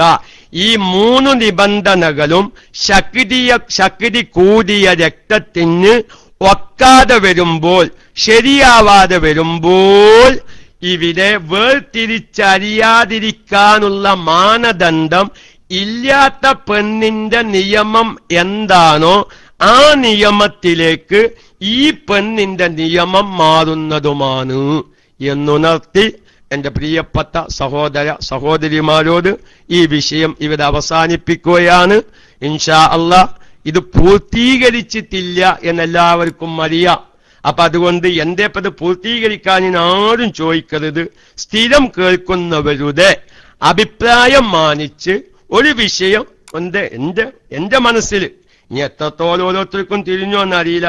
ചിലപ്പോൾ ഓരോരുത്തർ ഇങ്ങനെ അറിയുമ്പോൾ അതിന്റെ ഇടയിൽ ഇപ്പൊ നമ്മള് ക്ലാസ് ആണെങ്കിൽ റെക്കോർഡ് ചെയ്യുന്നുണ്ടെങ്കിൽ അത് വരച്ചത് അവസാനിപ്പിച്ചാൽ ഞാൻ എന്റെ നാദം വർത്താനത്തിലേക്ക് അത് നീങ്ങാൻ പല സഹോദരിമാരും റെക്കോർഡ് ചെയ്യുന്നതായേക്കാം. ചിലതിന്റെ ഫോം വരും. അങ്ങനെയൊക്കെ കുറെ സ്വിപ്പുണ്ട്. ഞാൻ ഒന്ന് പറയാൻ ഒരു ചോദ്യം ചോദിക്കാമോ? ചോദിക്കാം. ഇൻഷാ അല്ലാഹ് മൈക്ക തരാം. നല്ലതാണ്. ഞാൻ ഒരു കാര്യം ആദ്യം പറയാത്തോ. ഈ വിഷയത്തിൽ നിങ്ങൾ പെട്ടെന്ന് ചോദിച്ചാൽ ഞാൻ ചിലപ്പോൾ നോക്കിയിട്ട് തന്നെ പറയുള്ളൂ. കാരണം ചില ചോദ്യങ്ങൾ ഇപ്പോ പല സഹോദരിമാരും എങ്ങനെ മറ്റൊരു മത്സരം എന്നൊക്കെ പറച്ചലുണ്ട്. അതിങ്ങനെ എഴുതി വെച്ച് കിതാബിന്റെ ഇബാദത്തുകളും വെച്ച് ഈ കോലത്തിലാണെങ്കിൽ ഈ സഹോദരിയുടെ ഹുക്കുമ് ഇന്നതായിരിക്കും അല്ലേ എന്ന് നമുക്ക് എന്തെങ്കിലും പറയേണ്ടി വരും. ചോദ്യങ്ങൾ ഭയങ്കര ഇഷ്ടമാണ്. കാരണം വെച്ചാൽ ചോദ്യങ്ങൾ വരുമ്പോഴാണ് കൂടുതൽ നോക്കാനുള്ള ഒരു അവസരം നമുക്കുണ്ടാവുക. അപ്പൊ ഏതായിരുന്നാലും ഇവിടെ പ്രശ്നമുണ്ട്. അതുകൊണ്ട് എന്റെ റേഡിയോ ശ്രോതാക്കളോട് ഞാൻ 1-2 കാര്യങ്ങൾ ഇന്ന് ഉണർത്തുകയാണ്. ഇനി നെറ്റ് നമ്പറിൽ നിന്ന് 6 മസാല ചോദിക്കാൻ വിളിച്ചാലും ഫോൺ അറ്റൻഡ് ചെയ്യുന്നതല്ല. ആ കാര്യം എല്ലാ ശ്രോതാക്കളെയും ഞാൻ അറിയിക്കും. നിങ്ങൾ ദ്വാരിപ്പിക്കാനോ ഉസ്താദിന് സുഖല്ലേ എന്തൊക്കെയാ ഭർത്താൻ അതിനൊക്കെ നിങ്ങൾ നെറ്റ് ഉപയോഗിച്ചോളി. മസാല ചോദിക്കാനുള്ള ഒരു മസാലയും ഒരു ഫോണും ഞാൻ നെറ്റിൽ നിന്ന് ഉപയോഗിക്കാം. അത് ഞാൻ മറ്റു ചില അനുഭവങ്ങൾ വെച്ചിട്ടാണ്. ചിലരിങ്ങനെ വിളിച്ചിട്ട് ഓൺലൈനിലാണല്ലോ എവിടെയാണ് കൊടുക്കാൻ പറ്റുകയെന്ന് നോക്കി നടക്കുകയാണ്. അപ്പൊ അതുകൊണ്ട് എന്റെ ചില അനുഭവം. പിന്നെ നമ്പറിൽ നിന്ന് വിളിച്ചിട്ട് നമ്മളെ കൊടുക്കുകയാണെങ്കിൽ ഓനൊരു ബൈക്കാക്കാല പണി അള്ള തൗഫീഖ് ചെയ്തിട്ട് ഇന്ത്യക്കുണ്ട്. അപ്പോ ടെക്നോളജി എനിക്ക് തീരുവോ ഇല്ല എനിക്ക് എല്ലാവർക്കും ചെയ്യും. അതുകൊണ്ട് എന്റെ മുഴുവൻ ശ്രോതാക്കളോടും നെറ്റ് നമ്പറിൽ നിന്ന് ഇനി ഒരിക്കലും മസ്അല ഞാൻ പറയുന്നതല്ല. എന്തേ കാരണം എന്നറിയോ? ചിലപ്പം ചില മസ്അലകൾ നമ്മൾ അങ്ങനെയാ, ഞാൻ ഒന്നും ഉണ്ടായിട്ടല്ല, ഞങ്ങൾക്ക് ചെലവ് അധികം ഉണ്ടാക്കുകയല്ല, എനിക്ക് പറയുന്നത് അത് ഉറപ്പയിക്കണ്, അത് പയച്ചിട്ടില്ല എന്ന് ഒരു ബോധ്യപ്പെട്ടാലേ എനിക്കൊരു സമാധാനം കിട്ടുള്ളൂ. അപ്പൊ ചിലവര് ചില മസ്അല വയ്ക്കും, നമ്മളപ്പോ ഒരു ധാരണയില് മറവിയും പിശകൊക്കെ എല്ലാവർക്കും പറ്റല്ലോ അല്ലേ, അത് സ്വാഭാവികമാണല്ലോ അത്. അപ്പൊ നമ്മൾ അങ്ങനെ പറഞ്ഞു കൊടുക്കും. പിന്നീടായിരിക്കും നമുക്ക് ബോധ്യപ്പെടുക, അപ്പൊ അത് അങ്ങനെയല്ലല്ലോ, ഒരു ചെറിയ പേവ് വന്നിട്ടുണ്ടല്ലോ, ഇപ്പൊ കിതാബ് നോക്കിയപ്പോ അതേമായിക്കല്ലല്ലോ എന്ന് പറയുമ്പോ രണ്ടാമത് ഇയാളൊന്ന് വിളിച്ചു പറഞ്ഞു മനസ്സിലാക്കി കൊടുക്കാൻ നെറ്റ് നമ്പർ ആകുമ്പോ ഒരു സൗകര്യം കിട്ടൂല. പിന്നെ ഒന്ന് അതാണ് ഒരു മെയിൻ വിഷയം. അതുകൊണ്ട് നിങ്ങൾക്ക് ഹൈലിന്റെ മസല ആയാലും എന്ത് മസലയാണെങ്കിലും നെറ്റ് അത് നിങ്ങൾ പറയും ഉസ്താദ് അത് പൈസ കൂടുന്നു. നമ്മളൊക്കെ നിങ്ങൾ ആലോചിച്ച് നോക്കി, ബാബുസാറൊക്കെ ഉണ്ട്, നെല്ലിക്കുത്ത് ഇസ്മായിൽ ഉസ്താദ് ചിലപ്പം പറയാറുണ്ട്, കാര്യക്കം ചെയ്താലെ കായ് ഇങ്ങോട്ട് തരണം, ഇത് കായ് ഉണ്ടാക്കാൻ നടക്കുന്ന കാലത്ത് നമ്മളിത് ഉറക്കൊക്കെയാണ്, നമ്മളങ്ങനെ പറയല്ല. അപ്പൊ അതെന്താന്ന് ചോദിച്ചാൽ കായ് കൂടിയാൽ നമുക്ക് മസല പഠിക്കാനല്ലേ. പിന്നെ രണ്ടാമത് ഈ നെറ്റ് നമ്പർ എന്നുള്ളത് വലിയ ബുദ്ധിമുട്ടാ, ചെവിട് അധികം വേദനയാവും. ഞാനൊരു പൊങ്ങച്ചം പറയുന്നല്ലോ, അങ്ങനെ ആരും നിങ്ങൾ വിചാരിക്കരുത്. ഒരു ദിവസം 10-60 ആൾക്കാർ ഫോൺ ചെയ്യുന്നുണ്ട്. അത് ഒരാളെ ചോദ്യത്തിന് ഉത്തരം കൊടുക്കേണ്ടത് 10-15 മിനിറ്റാണ്. 10 ഇന്നലെ പോലെ ഒരാൾ വിളിച്ചു, ഈ കഞ്ഞിമൂലിനെ പറ്റിയൊന്ന് പറയൂ ഉസ്താദേന്ന്. ഞാൻ മുണ്ടാതെ പൈക്കജാവുന്നതാണ്. കഞ്ഞിമൂലിനകം പറ്റിയിട്ട് ഇപ്പൊ ഈ നെറ്റ് നമ്പറിന് വിളിച്ചിട്ട് ഇപ്പൊ ഞാൻ അങ്ങനെ പറയാൻ നിന്നപ്പോ എന്താ അത് കോലം. അപ്പൊ ഞാനതൊന്ന് ചില കാര്യങ്ങൾ ഉണർത്തുകയാണ്. നമ്മളിപ്പോ ഒരു കുടുംബാണല്ലോ, ഇപ്പൊ നമ്മൾ നിങ്ങളെ പെരയിൽ വന്നിട്ട് പറയേണ്ട വിഷയമല്ലല്ലോ അല്ലേ. ഇതിപ്പോ നമ്മൾ ഓൺലൈനിൽ മൈക്കേ പറഞ്ഞാലല്ലേ ഇപ്പൊ എല്ലാവരും ഇപ്പൊ ഇത് അറിയുള്ളൂ. അപ്പൊ അതുകൊണ്ട് ഈ ആവശ്യമില്ലാത്ത കഞ്ഞിമൂലൊന്നും ഇപ്പൊ വിശദീകരിക്കാൻ നെറ്റ് നമ്പർ നിങ്ങൾ ഉപയോഗിക്കരുത്. കാരണം ഈ ചെവിയുടെ പാത എന്ന് പറഞ്ഞാൽ മനുഷ്യ ശരീരത്തിൽ ഇത്ര ലഘുവായ മറ്റൊരു വസ്തുല്ല. അത് വല്ലാതെ ചൂടായാലും നമുക്കും വേണ്ട കുറച്ചു കാലം ജീവിക്കുക, ഒന്നും ഉണ്ടായിട്ടല്ല. അപ്പൊ അതുകൊണ്ട് എന്ത് ചെയ്യുക, അത്യാവശ്യമുള്ള മസാലകൾ വിളിക്കാൻ നിങ്ങൾ ഈ അവനവന്റെ നമ്പറിൽ നിന്ന് വിളിക്കുക. അല്ല ഇപ്പൊ ചിലർ മരിച്ച വിവരം പറയാണ്, അല്ലെങ്കിൽ കുട്ടി പ്രസവിച്ച വിവരം പറയാണ്, അല്ലെങ്കിൽ പേരിന്റെ അർത്ഥം ചോദിക്കാൻ, ഇതൊക്കെ ഒക്കെ നമുക്ക് തരുന്നില്ല. പ്രത്യേകിച്ച് ഈ മസാലകളാകുമ്പോ ചിലപ്പം 1-2 അബദ്ധങ്ങൾ എന്ന് വെച്ചാൽ അപ്പൊ അതൊരു പരിചയമല്ല, ഒരാൾ നെറ്റിൽ നിന്ന് വിളിച്ചത് കൊണ്ട് ഞാൻ കഴിച്ചില്ലായില്ല. പെട്ടെന്ന് വിളിച്ചപ്പോ ഒരു ഓർമ്മ വെച്ച് ഞാൻ അങ്ങനെ അത് പറഞ്ഞു കൊടുക്കുകയാണ്. പിന്നെ കുറച്ച് കഴിഞ്ഞപ്പോഴാണ് അങ്ങനെയല്ലല്ലോ, അതിന്റെ ആ ഒരു മസാല എങ്ങനെയെന്ന് ഓർമ്മ വന്നു. പരിചയമുള്ള ഒരാൾ വിളിച്ചതുകൊണ്ട് അദ്ദേഹത്തിന്റെ നമ്പറിന്റെ ഒക്കെ ഉണ്ടായി, ഞാൻ ഉടനെ തിരിച്ചു വിളിച്ചു. ഒരു ചെറിയ അബദ്ധം അവിടെ വന്നിട്ടുണ്ട്, ഇങ്ങനെത്തോ സ്വാഭാവികമാണല്ലോ. ഞാൻ പ്രധാനപ്പെട്ട പലവരും അതുകൊണ്ട് ഒന്ന് ഈ വിളിച്ച് സുയിപ്പാക്കുക. കാരണം പലവരും പലതും ഇന്നലെ ഒരാൾക്ക് വിളിച്ചിട്ടറിഞ്ഞു, ഞാൻ അത് റെക്കോർഡ് ചെയ്തിക്കണ്, ഞാൻ വാട്സപ്പിൽ വിടാത്തോന്നാണ്. അങ്ങനെ ഒരു മസലയാണ് നമ്മളെ മൊബൈലിന്റെ സ്ക്രീനിലുള്ള ഒരു മസല. ഞാൻ നിങ്ങൾ ഇങ്ങനെ വാട്സപ്പിൽ വിടല്ലേ. കാരണം അതിന്റെ ഇടയിൽ ഞാൻ കുറെ തമാശയും പറഞ്ഞു. ഞാൻ അതിന്റെ ഇടയിൽ കുറെ തമാശയും പറഞ്ഞു. ഇതെല്ലതും പാലപ്പങ്ങൾ ഈ വാട്സപ്പിനത് കയറ്റിയാൽ ഇന്നതിനെ മനുഷ്യന്മാരുണ്ടല്ലോ ഈ ലോകത്ത്. ഇപ്പൊ ഞങ്ങൾ ചില കാര്യങ്ങൾ ഉണർത്താൻ ആരും ഇന്നോടൊന്നും വിചാരിക്കരുത്. അപ്പൊ അങ്ങനെ ഈ റെക്കോർഡ് ചെയ്തിട്ട് ഈ വാട്സപ്പിൽ അത് അങ്ങനെ അത് കയറ്റുക ഒരു കാരണവശാലും ഉണ്ടാവുകയാണ്. വർത്താനം പറയുമ്പോ അതിന്റെ ഇടയിൽ ചിലപ്പം ഏറ്റവും അടുത്ത സുഹൃത്തുക്കൾ എന്ന നിലയ്ക്ക് ചിലപ്പോൾ എന്തെങ്കിലുമൊക്കെ തമാശ വാർത്തുണ്ടാവും. ഈ തമാശ ഇപ്പൊ ഇത് കേൾക്കുന്നവർക്ക് അറിയില്ലല്ലോ. അതുകൊണ്ട് എന്റെ പ്രിയപ്പെട്ട പ്രവർത്തകരോട് അതുകൊണ്ട് ഇനി ഒരിക്കലും ഒരു കാരണവശാലും എന്താവൂല നെറ്റ് നമ്പറിൽ നിന്ന് ചോദ്യങ്ങൾക്ക് ഉത്തരം പറയുന്നതല്ല എന്ന് പ്രത്യേകം അറിയിക്കുന്നു. പിന്നെ നമ്മളെ ക്ലാസ് റൂമിൽ ഉള്ളവര് ദയവ് ചെയ്ത് നിങ്ങൾ എന്ത് ചെയ്യുക, മൈക്കെടുത്ത് ചോദിക്കാൻ പറ്റുമല്ലോ മൈക്കെടുത്ത് ചോദിക്കുക. അതല്ലെങ്കിൽ നല്ല മലയാളത്തിൽ എഴുതിയിട്ട് നമ്മുടെ KMIC കൂരിയാട് അങ്ങനെ ഒരുപാട് അധിമിനിമാരുണ്ട്, ഇതിനായി ഉറക്കം ഒഴുക്കും. നമ്മുടെ മുസ്തഫ ആലൂരൊക്കെ നിങ്ങൾ ഓൽക്കാൻ അയച്ചു കൊടുത്താലും അല്ലെങ്കിൽ ഇന്റെ PM-ലേക്ക് അയക്കാം. ഇനി ഇംഗ്ലീഷാണ്, അത് മംഗ്ലീഷിൽ എഴുതിയിട്ട് അങ്ങനെയൊക്കെ ചെയ്യാനല്ലാതെ കണ്ട് എന്റെ പ്രിയപ്പെട്ട സുഹൃത്തുക്കൾ വളരെയധികം ശ്രദ്ധിക്കണം. ആരോടും വെറുപ്പുണ്ടായിട്ടല്ല. അതായത് ഈ നെറ്റിൽ നിന്ന് വിളിച്ച് പിന്നെ പലരും ചിലവർ ക്ലാസ് കേൾക്കാൻ കൂടിയില്ലാണ്. ഇപ്പൊ ലോകത്തുള്ള ആൾക്കാർക്കൊക്കെ ക്ലാസ് കേൾക്കാൻ കൂടിയില്ലാച്ചിട്ട് ഇപ്പൊ നോക്കിങ്ങൾ ഇപ്പൊ ഒരു മസാലയൊക്കെ ഇങ്ങനെ തിരിഞ്ഞു വരണമെങ്കിൽ ചിലപ്പോൾ 10-20 മിനിറ്റൊക്കെ ഇങ്ങനെ പറഞ്ഞു കൊടുക്കേണ്ടി വരും. അപ്പൊ അതുകൊണ്ട് അതൊക്കെ എല്ലാവരും ശ്രദ്ധിക്കുക. പിന്നെ കുറെ ആൾക്കാർ നമ്മുടെ KMICയുടെ ശ്രോതാക്കളെല്ലാം പോലൊന്നും ഈ ശ്രോതാക്കൾ ചിലവർ നമ്പറാണ്ട് കൊടുക്കുക, ഈ ഉസ്താദിനോട് ചോദിച്ചാൽ മതി. എന്നിട്ട് അറിയാം ഞാനേ ഇതൊക്കെ ദുബായിന്ന് ഒരാൾ തന്ന നമ്പറാ. അങ്ങനെ എങ്ങനെ ഈ നമ്പർ എത്തി? ഈ KMIC ഒരു ക്ലാസ് റൂം ഉണ്ടോ ഒന്ന് ചോദിക്കപ്പോ ഞമ്മോരെ ക്ലാസ് KMIC എന്ന് പറഞ്ഞൊരു ക്ലാസ് റൂം ഉണ്ടോ? ഞാൻ ചിലോ എനിക്കറിയില്ലാന്നാണ് ഞാൻ. അങ്ങനെ അതിന്റെ മറുപടി. KMIC എന്ന് പറഞ്ഞൊരു ക്ലാസ് റൂം ഉണ്ടോന്ന് വെച്ചാൽ എനിക്കൊരു വിവരവും ഇല്ലാന്ന് പറഞ്ഞു. ഞാൻ ഫോണത് കത്താക്കി. പിന്നെയും വിളിച്ച് എല്ലാ ഉസ്താദെ എന്തെങ്കിലും അങ്ങനെ പറഞ്ഞത് അല്ല KMIC ഒരു ശ്രോതാവ് തന്ന നമ്പറാണ് എന്ന് പറഞ്ഞു. അപ്പൊ ഞാൻ നോക്കിങ്ങള് അപ്പൊ അങ്ങനെയൊക്കെ ആവുമ്പോ ആരാണിത് വിളിക്കണ നെറ്റിൽ നിന്ന്? എന്തിനാണ് ഇവന്റെ ഉദ്ദേശം? ഇവന് എന്ത് ഉദ്ദേശത്തിലാണ് എന്നെ വിളിക്കുന്നത് എന്നൊന്നും അറിയില്ല. അപ്പൊ അതുകൊണ്ട് നമ്പറാകുമ്പോ നമുക്കറിയല്ലോ. ഞാൻ ഇന്ന നമ്പറിൽ ഇങ്ങനെ ഒരു മസാല ഞാൻ അതിനായിട്ടൊരു നോട്ട് തന്നെ എഴുതി ഉണ്ടാക്കി വെച്ചിക്കുക. ഒരാൾ ചോദിച്ചിട്ട് അത്ര ഒരു സംശയമുള്ളതാണെങ്കിൽ അവിടെ ഞാൻ എഴുതി വെക്കും ഇന്ന നമ്പറിൽ നിന്ന് വന്ന ചോദ്യം. അഥവാ വല്ല കാരണവശാലും പിന്നീട് കിതാബിൽ കാണുകയാണെങ്കിൽ ഞാനത് ആ നമ്പർ തിരിച്ച് പറഞ്ഞു മനസ്സിലാക്കി കൊടുക്കാറുണ്ട്. അനുഭവസ്ഥർ പലവരും ശ്രോതാക്കളുടെ കൂട്ടത്തിലുണ്ടാകും.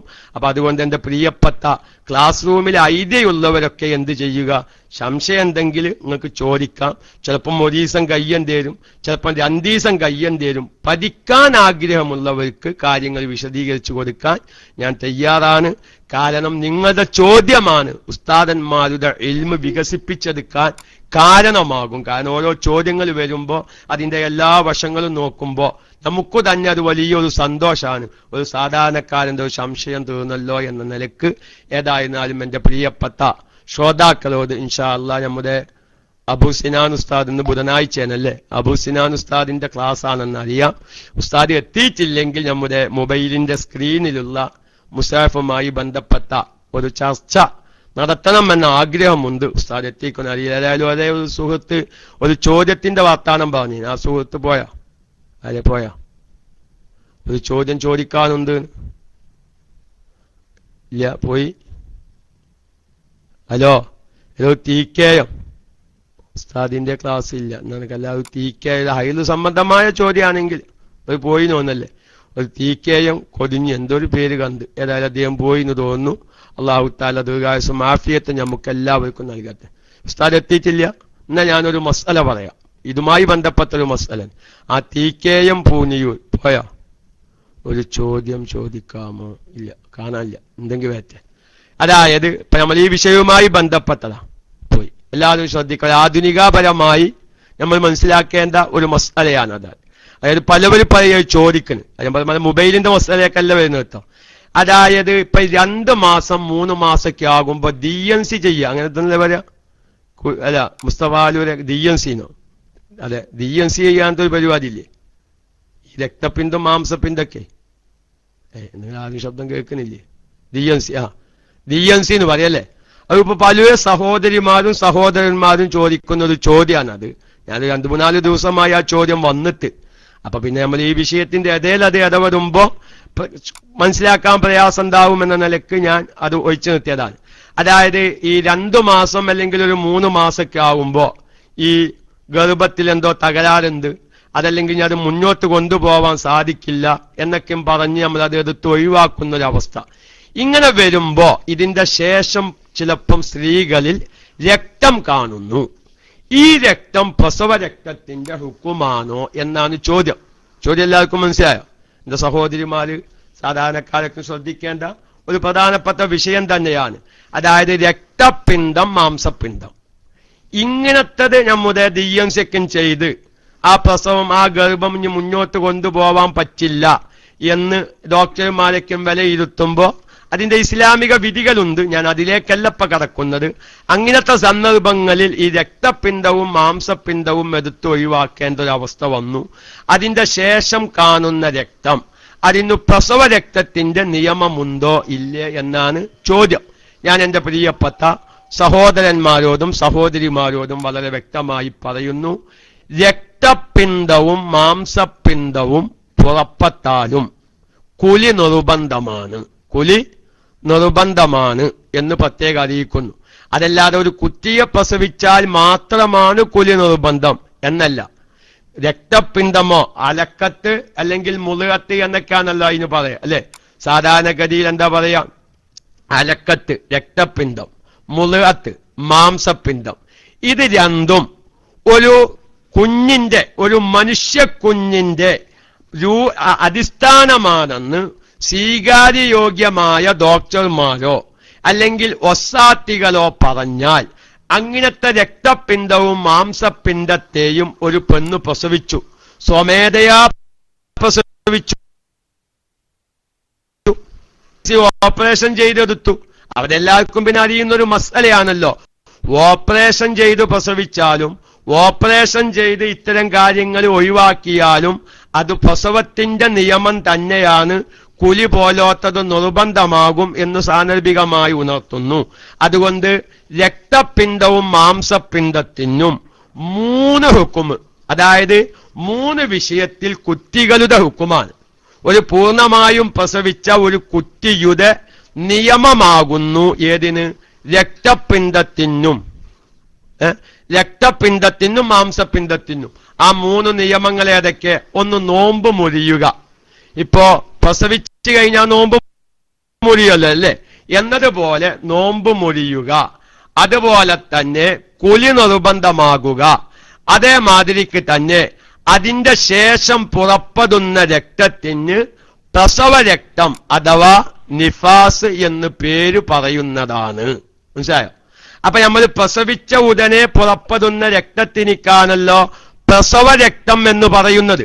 അപ്പോ മാംസപിണ്ഡമോ രക്തപിണ്ഡമോ പോന്നതിനു ശേഷം ഒരു സ്ത്രീക്ക് രക്തം കാണുന്നുവെങ്കിൽ അതിനെ സംബന്ധിച്ച് പ്രസവരക്തം എന്ന് തന്നെയാണ് പറയുക.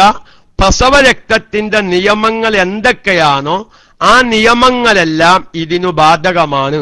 എന്റെ പ്രിയപ്പെട്ട സഹോദരിമാര് പ്രത്യേകം ശ്രദ്ധിക്കണം. 3 മാസമൊക്കെ ആയി ചില പ്രത്യേക സാഹചര്യങ്ങളിൽ ഇത്തരം അവസ്ഥകളൊക്കെയും വരുമ്പോ DNC-ക്കും കഴിഞ്ഞാല് പിന്നെ 60 ദിവസം ആയിട്ടൊന്നും രക്തം നിൽക്കാതെ ചിലപ്പോൾ 2.5 മാസം 3 മാസമൊക്കെയും രക്തം നിൽക്കാതെ പോവുക. ഇപ്പൊ നമ്മുടെ ക്ലാസ് റൂമിലുള്ള ഒരു സുഹൃത്തെ എനിക്ക് വിളിച്ചു ചോദിച്ചിരുന്നു. ആ സുഹൃത്തെ എന്റെ ശബ്ദം എങ്ങനെങ്കിലും കേൾക്കുന്നുണ്ടെങ്കിൽ അദ്ദേഹം നമ്പറിൽ നിന്ന് തന്നെയാണ് എനിക്ക് വിളിച്ചത്. അപ്പൊ ഞാനൊരു തിരക്കിലായിരുന്നു. ഞാൻ പറഞ്ഞു ഇൻഷാ അല്ലാഹ് ഞാൻ തിരക്ക് കഴിഞ്ഞ് ഞങ്ങൾക്ക് തിരിച്ചു മിസ് കോൾ വിടാമെന്ന് പറഞ്ഞു. പക്ഷെ ആ നമ്പർ ഞാൻ സെറ്റാക്കി വെക്കാൻ മറന്നു. ആ ഒരു ഉസ്താദാണ്. ആ ഉസ്താദിന്റെ ഭാര്യക്ക് പ്രസവം കഴിഞ്ഞിട്ട് ഏകദേശം 3 ചില്ലാൻ മാസമായി, ഇതുവരെ രക്തം നിന്നിട്ടില്ല. അതെങ്ങനെയാണ്? ഒരു 3 ദിവസം ഉണ്ടാവും, പിന്നെ 2 ദിവസം ഇല്ല, പിന്നെ 4 ദിവസം ഉണ്ടാവും, പിന്നെ 1 ദിവസം ഇല്ല. ഇങ്ങനെ ആയി 3 ചില്ലാൻ മാസമായി രക്തം പുറപ്പെടാൻ തുടങ്ങിയിട്ടാണ്. അപ്പൊ നോക്കൂ നിങ്ങൾ, ഇങ്ങനത്തെ ഒരു അവസ്ഥ എത്രയോ നമ്മുടെ സഹോദരിമാരിൽ. എന്താണ് ഇപ്പൊ നിസ്കരിക്കാ വാന്ത്, നോമ്പൊലിക്കാ വാന്ത്, എന്താ കാത്തണ്ടെന്ന് അറിയാത്ത എത്രയോ ആളുകളുണ്ട്. അപ്പൊ ഞാൻ പറയുന്നു, ഈ DNC-ക്കും കഴിഞ്ഞിട്ട് 2-3 മാസക്കും തുടർച്ചയായി ബ്ലീഡിംഗ് ഉണ്ടാവുന്ന സഹോദരിമാരുണ്ടാകും. അതൊക്കെ ഇപ്പൊ നമ്മൾ ആ ഭാഗമാണ് വിശദീകരിക്കുന്നത്. 60 ദിവസത്തിനേക്കാൾ അധികരിച്ച് രക്തം പുറപ്പെടുമ്പോൾ 7 ഇനങ്ങൾ, ആ 7 ഇനങ്ങളൊക്കെ മനസ്സിലാക്കാതെ എന്താച്ചാ ആയിക്കോട്ടെ എന്ന് വിചാരിച്ചാൽ ഇത്തരം നിസ്കാരങ്ങൾ നമുക്ക് നഷ്ടപ്പെടും സഹോദരി. അല്ലാഹു തആല ഭയാനകമായ നരകത്തെ അല്ലാഹു നമ്മെ കാത്തിരം. അത് പ്രസവത്തിലൂടെയാണെങ്കിലും ശരി, ഓപ്പറേഷനത്തിലൂടെ ആണെങ്കിലും ശരി, മറ്റേതെങ്കിലും മാർഗത്തിലൂടെയാണെങ്കിലും ശരി, അതിന്റെ ശേഷം പുറപ്പെടുന്ന രക്തം പ്രസവ രക്തത്തിന്റെ നിയമമാകുന്നു എന്ന് സാന്ദർഭികമായി അറിയിക്കുന്നു. കൂട്ടത്തിൽ ഒരു കാര്യം, അത് നമ്മൾ പല പ്രാവശ്യം പറഞ്ഞിട്ടുണ്ടെങ്കിലും ഒന്ന് പറയുകയാണ്. ഈ പ്രസവരക്തമായി കണക്കാക്കാൻ ഒരു നിബന്ധനയുണ്ട്. എന്താണ് ആ നിബന്ധന? അഥവാ പ്രസവിച്ചതിനു ശേഷം 15 ദിവസത്തിന്റെ ഉള്ളിലായി രക്തം കാണണം. അപ്പോഴേ പ്രസവരക്തത്തിന്റെ നിയമം അതിനു ബാധകമാകുകയുള്ളൂ. നേരെ മറിച്ചു പ്രസവിച്ചതിനു ശേഷം പ്രസവിച്ച ഉടനെ തീരെ രക്തം കണ്ടില്ല, പിന്നെ 15 ദിവസം തീരെ പിന്നെ രക്തം കാണാതെ 15 ദിവസം പൂർണ്ണമായതിനു ശേഷമാണ് രക്തം കാണാൻ തുടങ്ങിയതെങ്കിൽ ആ പ്രസവത്തിൽ, അതിന് രക്തപിണ്ഡായാലും മാംസപിണ്ഡമായാലും ആ പ്രസവത്തിൽ ആ പെണ്ണിന് എന്തില്ല? പ്രസവ രക്തം ഇല്ല എന്ന് വെക്കണം. ഒന്നുകൂടി പറയുന്നു, 15 ദിവസത്തിനു പ്രസവിച്ചതിനു ശേഷം പൂർണ്ണമായും 15 ദിവസത്തിനു ശേഷമാണ് രക്തം കാണുന്നതെങ്കിൽ ആ പ്രസവത്തിൽ ആ പെണ്ണിന് എന്തില്ല? പ്രസവരക്തമില്ല. നേരെ മറിച്ചു 15 ദിവസത്തിന്റെ മുമ്പാണെങ്കിലോ ആ പെണ്ണ് അത് പ്രസവരക്തമാകുന്നു. ഒന്നുകൂടി പലവർക്കും പറ്റുന്ന ഒരു അബദ്ധമായതുകൊണ്ട് അതുകൂടി ഞാൻ പറയുകയാണ്. അത് അബൂ സിനാൻ ഉസ്താദ് വന്നല്ലോ. അല്ലെ അബൂ സിനാൻ ഉസ്താദ് ഇല്ലാനാണ് വെറുതെ ഉസ്താദിനെ പറ്റി ഈബത്ത് കറക്റ്റ് സമയത്ത് ക്ലാസ്സിലെത്തുന്ന ഉസ്താദിനെ പറ്റിയിട്ടില്ല. ഞാൻ പുരാൻ ഉസ്താദ് നമ്മൾ പോരാ, സുഖം പോരാ. ഒന്ന് കൂടി പറയട്ടെ. അതായത് 1-ാം തീയതി 10-ാം തീയതി മുതലാണ് ആ പെണ്ണിന് രക്തം കാണാൻ തുടങ്ങിയത് എങ്കിൽ ഇവിടെ ഒരു പ്രശ്നമുണ്ട് സഹോദര, പ്രിയപ്പെട്ട സഹോദരി. ഇവിടെ ഈ രക്തം 40 ദിവസം അല്ലെങ്കിൽ 60 ദിവസം കണക്കാക്കല് പ്രസവിച്ചേതം മുതലാണ്. എവിടം മുതലല്ല? രക്തം കണ്ടേതം മുതലല്ല. പ്രസവിച്ചത് 1-ാം തീയതി, രക്തം കണ്ടത് 10-ാം തീയതി. അപ്പൊ ഈ ഇനിയിപ്പോ 40 അതല്ലെങ്കിൽ 60 കണക്കാക്കൽ എങ്ങനെയാണ്? 1-ാം തീയതി മുതലാ. എന്ത് മുതലല്ല? രക്തം കണ്ട 10-ാം തീയതി മുതൽ അല്ല. പക്ഷെ മസാല അവിടെ എന്താണെന്നറിയോ? 1-ാം തീയതി മുതൽ 10-ാം തീയതി വരെ ഈ പെണ്ണ് ശുദ്ധിയുള്ള പെണ്ണാണ്.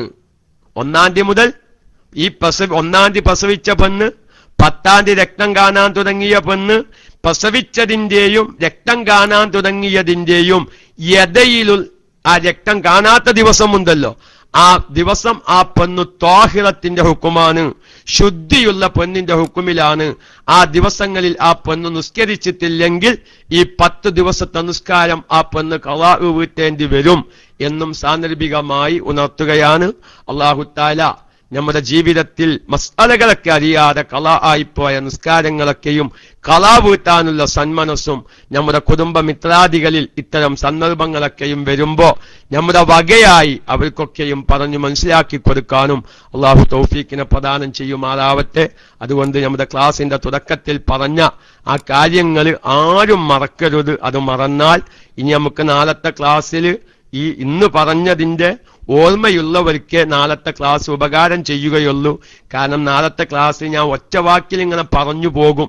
ഇങ്ങനെ ശക്തി കൂടിയത് ഹൈലാക്കുക, ശക്തി കുറഞ്ഞത് ഇസ്തിഹാലത്താക്കുക എന്നിങ്ങനെ പറഞ്ഞു പോകുകയേ ചെയ്യുള്ളൂ.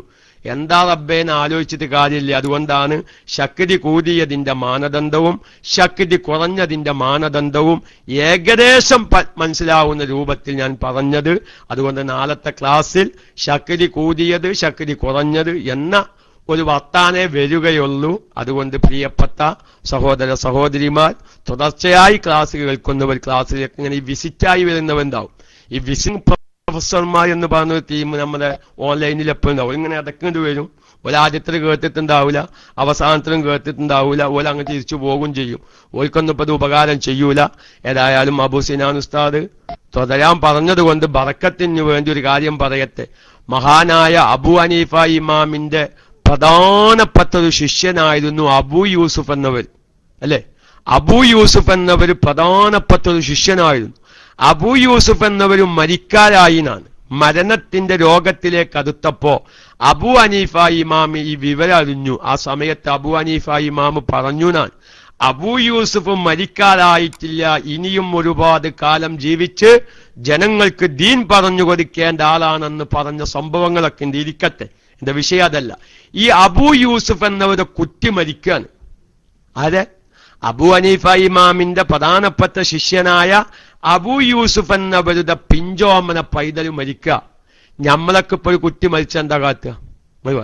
നമ്മളെന്താ അന്നിപ്പോ KMIC ഉണ്ടാവുക? ഈ പറഞ്ഞ ഞാൻ എന്താവും, നിങ്ങളെന്താവും? നമ്മളതിന്റെ പിന്നാലെ പായേക്കാലല്ലേ. ഈ അബൂ യൂസുഫ് എന്നവർ എന്ത് ചെയ്തു എന്നറിയോ? അയൽവാസിയെ വിളിച്ചിട്ട് പറഞ്ഞു, എന്റെ കുറ്റിയെ കുളിപ്പിച്ച് കഫൻ ചെയ്ത് നിസ്കരിച്ച് നിങ്ങൾ മറമാടണം. ഞാൻ ഈ പണിക്ക് നിന്നാൽ അബൂ ഹനീഫ ഇമാമിന്റെ ക്ലാസ് എനിക്ക് മുടങ്ങും. എന്റെ ഇന്നത്തെ ക്ലാസ് മുടങ്ങിയാൽ എനിക്കെന്റെ ജീവിതത്തിൽ ആ ക്ലാസ് തിരിച്ചു കിട്ടൂല.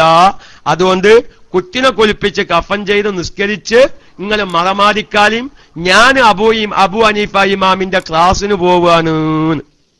മനസ്സിലായോ? നമ്മക്കിപ്പോ എന്താ, നമ്മളതിൻ്റെ ഇപ്പൊ നമ്മളിങ്ങനെ ക്ലാസ് കേൾക്കുന്നതിന്റെ ഇടയിലേക്കാൾ നമ്മളെ മൊബൈലിൽ ഇരുന്ന ക്ലാസ് കേൾക്കുന്നത്, അതിന്റെ ഇടയിൽ ആരോ വിളിച്ച് അങ്ങനെ വർത്താനൊക്കെ പറഞ്ഞ് കത്താക്കിയപ്പോഴേക്ക് 15 മിനിറ്റ് പോയി. 15 മിനിറ്റിൽ നമ്മൾ എന്തെല്ലാം നിബന്ധന പറഞ്ഞു പോയി. അപ്പൊ അതുകൊണ്ട് ഒരു പണി ചെയ്യാം നമുക്ക്, അത് ചെയ്യല്ലേ. എല്ലാരെ കയ്യിലും 2 മൊബൈലുണ്ട്. എന്റെ കയ്യിൽ മാത്രമില്ല എന്ന് മാത്രം, എനിക്ക് 2 വാന്തേന്നു, എല്ലാം ഒന്നെ മതി. 2 മൊബൈൽ എല്ലാരെ കയ്യിലുണ്ട്. ഒരു മൊബൈൽ എന്തിനു മാത്രം ഉപയോഗിക്കുക? നമ്മുടെ KMICയുടെ ക്ലാസ് കേൾക്കാൻ, അതിന്റെ ഇടയിൽ വേറെ കോല് വരാതിരിക്കാൻ. അത് എല്ലാതൊന്നും ഇപ്പൊ നമുക്ക് ദീൻ തൽക്കാലം പതിയില്ല. ഞാൻ നമ്മുടെ ഒരു കുടുംബം എന്ന നിലക്ക് സ്വന്തം മക്കളോട് ഉപദേശിക്കുന്നത് പോലെ, എന്റെ ഭാര്യയോട് ഉപദേശിക്കുന്നത് പോലെ, എന്റെ ക്ലാസ് റൂമിലെ എന്റെ ജ്യേഷ്ഠന്മാരാകുന്ന, അഞ്ചന്മാരാകുന്ന, എന്റെ പ്രിയപ്പെട്ട പെങ്ങന്മാരാകുന്ന, എന്റെ പ്രിയപ്പെട്ട അമ്മായികളും മൂത്തമ്മയുമാകുന്ന ഉള്ളവരോട് ഞാൻ പറയാൻ. അപ്പൊ നമ്മളിങ്ങനെ ഇരുന്ന് കേൾക്കാൻ, അതിന്റെ ഇടയിൽ ഒരാൾ കോല് വിളിച്ച്, ആ കോല് വിളിച്ചപ്പോ നമ്മൾ പറയാ സംസാരിക്കാൻ നിന്ന്, ആ സംസാരിക്കുമ്പോഴേക്ക് നമ്മളിപ്പോ തജ്വീദിന്റെ ക്ലാസ്സായി, അല്ലെങ്കിൽ അബൂ സിനാൻ ഉസ്താദിന്റെ സലാം പറയുന്ന നിയമങ്ങളായി, അല്ലെങ്കിൽ സാധുവായ എന്റെ ശക്തി കൂടിയ രക്തം ഹൈലാവാനുള്ള 3 പ്രശ്നമല്ലേ? അപ്പൊ അതുകൊണ്ട് നമുക്ക് ദീൻ പഠിക്കണമെങ്കിൽ, നമുക്ക് നമ്മുടെ ജീവിതത്തിൽ ആഖിറത്തിൽ വിജയിക്കണമെങ്കിൽ എന്ത് വേണ്ടി വരും? കുറച്ചു സമയമൊക്കെയും നമ്മൾ ക്ഷമിക്കേണ്ടി വരും. അല്ലാതെ ഇപ്പൊ വെറുതെ നമുക്ക് ദീൻ പതിയുമെന്നൊന്നും ആരും വിചാരിക്കണ്ട. അതുകൊണ്ട് 2 മൊബൈലൊക്കെ ഉള്ളോല് ഒരു മൊബൈലിൽ വിളിക്കാനുള്ള ശിഷ്ടം അല്ല, ഇൻകമിങ് കോളിനുള്ള ശിഷ്ടങ്ങളൊക്കെ ഒഴിവാക്കിയിട്ട് എന്താക്കുക? ക്ലാസ് റൂമിലെ ക്ലാസ് കേൾക്കാനായിട്ട് ഉപയോഗിക്കുക. അതിന് 2 മൊബൈൽ ഇല്ല ഉസ്താദെ, 2 മൊബൈൽ വാങ്ങേണ്ടി വരും. അല്ലാതെ ഇപ്പൊ നമുക്ക് എങ്ങനെ? നോക്കിങ്ങള് അബൂ ഹനീഫ ഇമാമിന്റെ ക്ലാസ് മുടങ്ങണ്ട എന്ന് വിചാരിച്ച് പിഞ്ചോമന പൈതലിനെ കുളിപ്പിക്കാനും കഫൻ ചെയ്യാനും കബറടക്കാനും അയൽവാസിനെ ഏൽപ്പിച്ചിട്ടേ വാപ്പയാകുന്ന അബു യൂസുഫ് എന്നവര് മഹാനായ അബൂ ഹനീഫ ഇമാമിന്റെ ക്ലാസ്സിന് പോവുകയാണ്. അതാണ് ദീനിന്റെ ആ ഇൽമിന്റെ പ്രത്യേകത ഞാൻ പറയുന്നത്.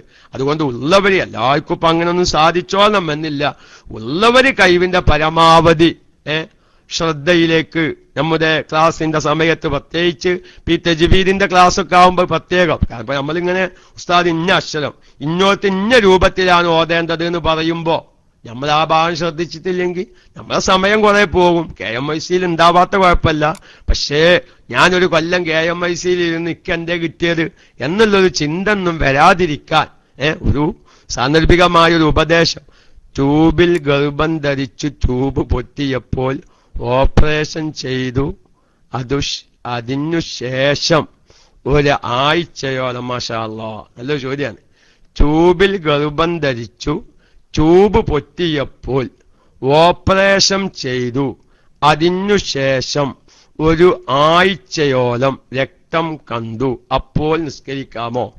പക്ഷെ ഇത് എത്ര മാസമായതിനു ശേഷം? ഒരു അലക്കത്തും മുഴുവത്തൊക്കെ ആയതിന്റെ ശേഷാണോ? ആ ചോദ്യകർത്താവ് എസ്സരിക്കണം. ഇപ്പോൾ 1-2 ദിവസമൊന്നുമല്ല.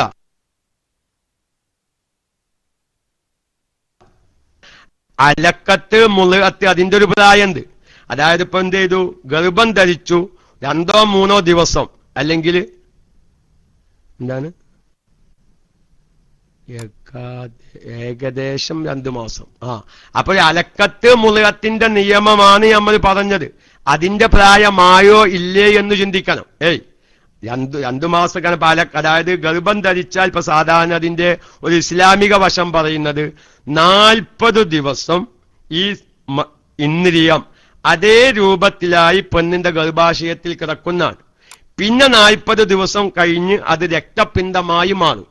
പിന്നെ 40 ദിവസം കഴിഞ്ഞ് അത് മാംസപിണ്ഡമായി മാറും. ഇങ്ങനെയാണല്ലോ മനുഷ്യന്റെ ഘട്ടങ്ങള് അല്ലാഹു തആല ഒരു സ്ത്രീയുടെ ഗർഭാശയത്തിലായി സംഭവിക്കുന്നത്. അപ്പൊ അതുകൊണ്ട് 2 മാസം ഒരു രക്തപിണ്ഡത്തിന്റെ ഒരു അവസ്ഥ. ട്യൂബിൽ ഗർഭം ധരിച്ചു, അത് പത്തമായി നോക്കറ്റ, അങ്ങനല്ലേ? പക്ഷെ ട്യൂബിൽ ഗർഭം ധരിച്ച്, എനിക്ക് ആ ചോദ്യത്തിന്റെ ഒരു വ്യക്തമായിട്ടില്ല. ആ പ്രിയപ്പെട്ട സുഹൃത്ത് എന്റെ നമ്പർ കൈവശം ഉണ്ടാകും എന്ന് ഞാൻ വിശ്വസിക്കുന്നു. ഒന്ന് വിളിച്ചിട്ട് ഇൻഷാ അല്ലാഹ് നാളത്തെ ക്ലാസ്സിൽ അത് പറയാം. ഈ ട്യൂബിൽ ഗർഭം ധരിച്ചു എന്ന് പറഞ്ഞത് നമ്മൾ പഴയ ടെസ്റ്റ് ട്യൂബ് ശിശു ആണോ അല്ലേ ഒന്നുകൂടി വിലയിരുത്തിയതിനു ശേഷം ഇൻഷാ അല്ലാഹ് നാളെ എന്റെ എപ്പോഴുള്ള ശ്രോതാക്കളോട് ആ ചോദ്യം ഞാൻ റേഡിയോ ശ്രോതാക്കൾക്ക് വേണ്ടി ഒന്നും കൂടി വായിക്കാം. ട്യൂബിൽ ഗർഭം ധരിച്ചു ട്യൂബ് പൊട്ടിയപ്പോൾ ഓപ്പറേഷൻ ചെയ്തു 1 ആഴ്ചയോളം രക്തം വന്നു, അപ്പോൾ നിസ്കരിക്കാമോ എന്നാണ് ചോദ്യം.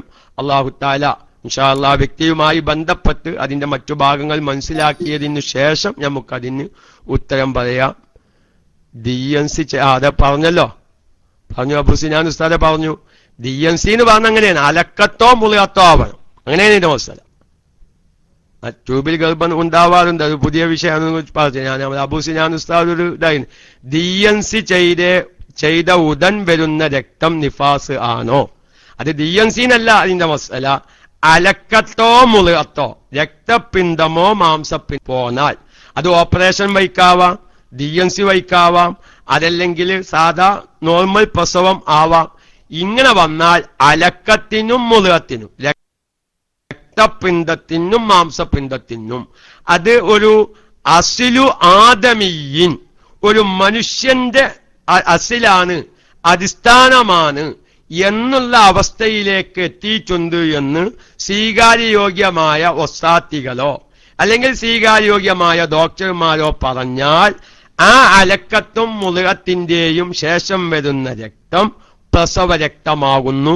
സാധാരണ പ്രസവത്തിനു ശേഷം പുറപ്പെടുന്ന രക്തത്തിന്റെ നിയമവശങ്ങളും ആ സ്ത്രീയുടെ ഹുക്കുമുകളും രക്തപിണ്ഡവും മാംസപിണ്ഡവും പ്രസവത്തിലൂടെയോ DNCയിലൂടെയോ ഓപ്പറേഷനത്തിലൂടെയോ പുറത്തേക്ക് വന്നാൽ നിയമം ബാധകമാണ്. അലക്കത്തിനും മുളിയത്തിനും കുട്ടിയുടെ ഒരു വലതിന്റെ പൂർണ്ണമായ ഒരു സന്താനത്തിന്റെ നിയമമാണ് 3 വിഷയത്തിൽ. ഏതൊക്കെ 3 വിഷയം? 1 നോമ്പ് മുറിയുക, 2 കുലി നിർബന്ധമാകുക, മുയപ്പതും. പിന്നെ രക്തപിണ്ഡവും മാംസപിണ്ഡവും തമ്മിലൊരു ചെറിയ വ്യത്യാസമുണ്ട്. അതായത് ഗർഭിണിയായ സഹോദരിയെ തലാക്ക് ചൊല്ലിയാൽ, ഒന്ന് പറയാം, ഗർഭിണിയായ സഹോദരിയെ തലാക്ക് ചൊല്ലിയാൽ ആ തലാക്കിന്റെ ഇദ്ദയുടെ കാലാവധി പ്രസവമാകുന്നു. അത് വ്യഭിചാരികളാകുന്ന ഗർഭിണികളല്ലട്ടോ. അവരങ്ങനെ ഒന്ന് വേർതിരിച്ച് മനസ്സിലാക്കാനുണ്ട്. നമ്മളിപ്പോ സാധാരണയുള്ള അവസ്ഥ പറയാ, ഗർഭിണിയായ ഭാര്യന്മാരെ തലാക്ക് ചൊല്ലിയാൽ ആ പെണ്ണിൻ്റെതായ ഗർഭം എങ്ങനെയാകുന്നു? പ്രസവിക്കലോടുകൂടെയാണ്. അപ്പൊ അവരെ രക്തപിണ്ഡത്തെയാണ് ഒരു പെണ്ണ് പ്രസവിച്ചത്, 2-3 മാസം അല്ലെങ്കിൽ 2 മാസം ഗർഭിണിയായ ഒരു സഹോദരിയെയാണ് ഒരു ഭർത്താവ് തലാക്ക് ചൊല്ലിയത് എങ്കിൽ മുളിഅത്ത് അഥവാ രക്തപിണ്ഡം പ്രസവിക്കൽ കൊണ്ട് ഇദ്ദയുടെ കാലാവധി കഴിയുകയില്ല. നേരെ മറിച്ച് മാംസപിണ്ഡത്തെ പ്രസവിച്ചാൽ എന്താവും? ഇദ്ദയുടെ കാലാവധി കഴിയും. അപ്പൊ മൊത്തത്തിൽ ആകെ മസ്അല എങ്ങനെയായി? രക്തപിണ്ഡവും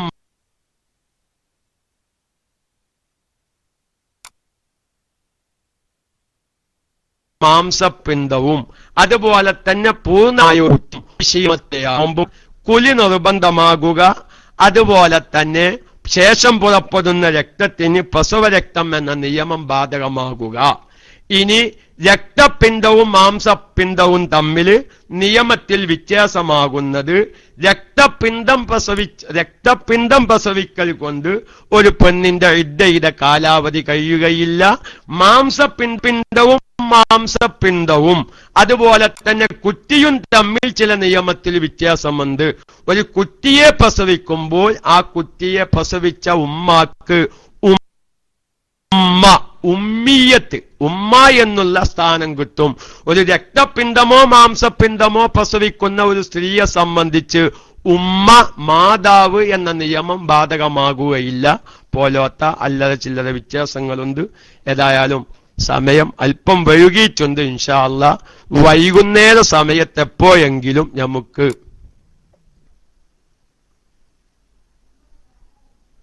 അത് ശരി. അതാണ് കാര്യങ്ങൾ മനസ്സിലാക്കാൻ. അതിന്റെ അലി കോത്തക്കല് ഗർഭപാത്രത്തിൽ എത്താതെ അതിനു മുന്നേ കുയലിൽ തന്നെ ഗർഭം ധരിക്കുക.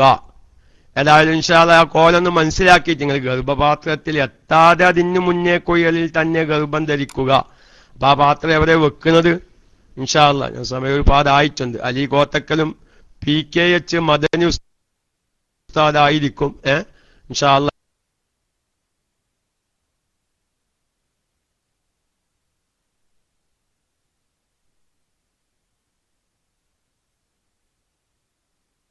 നിക്ഷേപം എന്നൊക്കെ പറഞ്ഞിട്ട് ഒരു സംഗതി നമ്മൾ ആധുനിക ഹോസ്പിറ്റലുകളിൽ നടക്കുന്നുണ്ട്.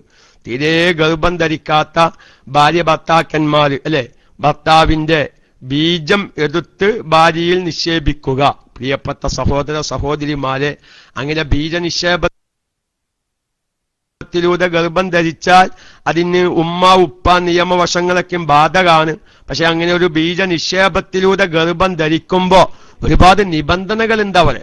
അതായത് ഈ ബീജം പുറത്തേക്കെടുക്കുന്ന സമയത്ത്, ബീജം അകത്തേക്ക് പ്രവേശിപ്പിക്കുന്ന സമയത്തും ആ പ്രവേശന സമയത്തും പുറപ്പെടുന്ന സമയത്തും ആദരവ് ആ മനിയിന് ഉണ്ടാകുക പോലത്തെ നിബന്ധനകളുണ്ട്. കാരണം വിവരമില്ലാത്ത പല ചെറുപ്പക്കാരും ഒറ്റക്ക് ഹോസ്പിറ്റലിൽ പോകും, അവർ ബീജം പുറത്തേക്കെടുക്കും, ലാബിൽ കൊടുക്കും, എന്നിട്ടെന്താക്കും,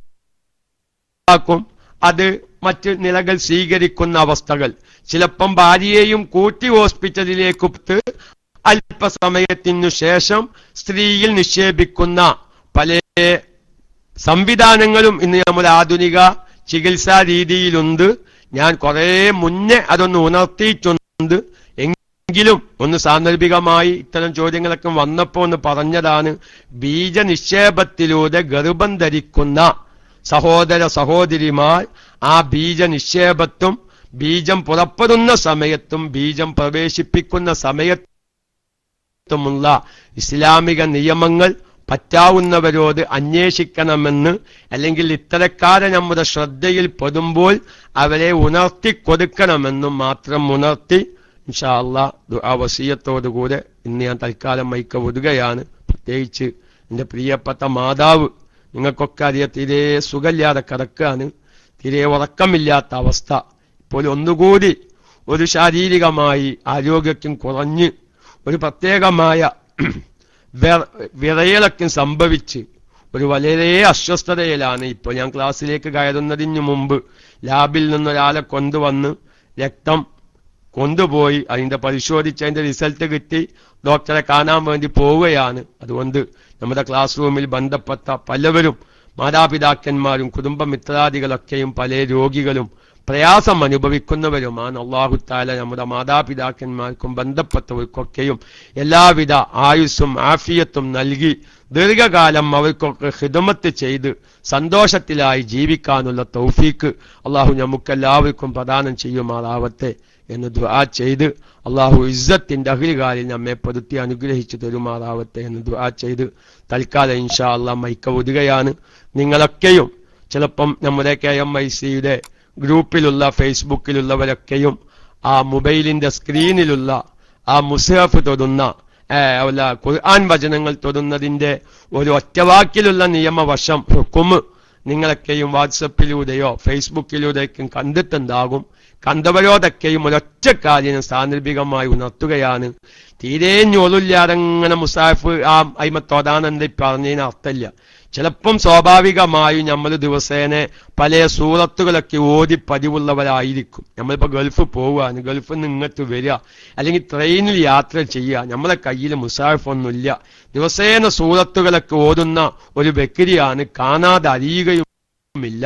അപ്പൊ നമ്മൾ എന്ത് ചെയ്യുക, നമ്മുടെ മൊബൈലിൽ ഖുർആനുണ്ട്, അപ്പൊ അത് ഓതാൻ വേണ്ടി ആ സ്ക്രീനിൽ നോക്കി ഓതുകയാണ്.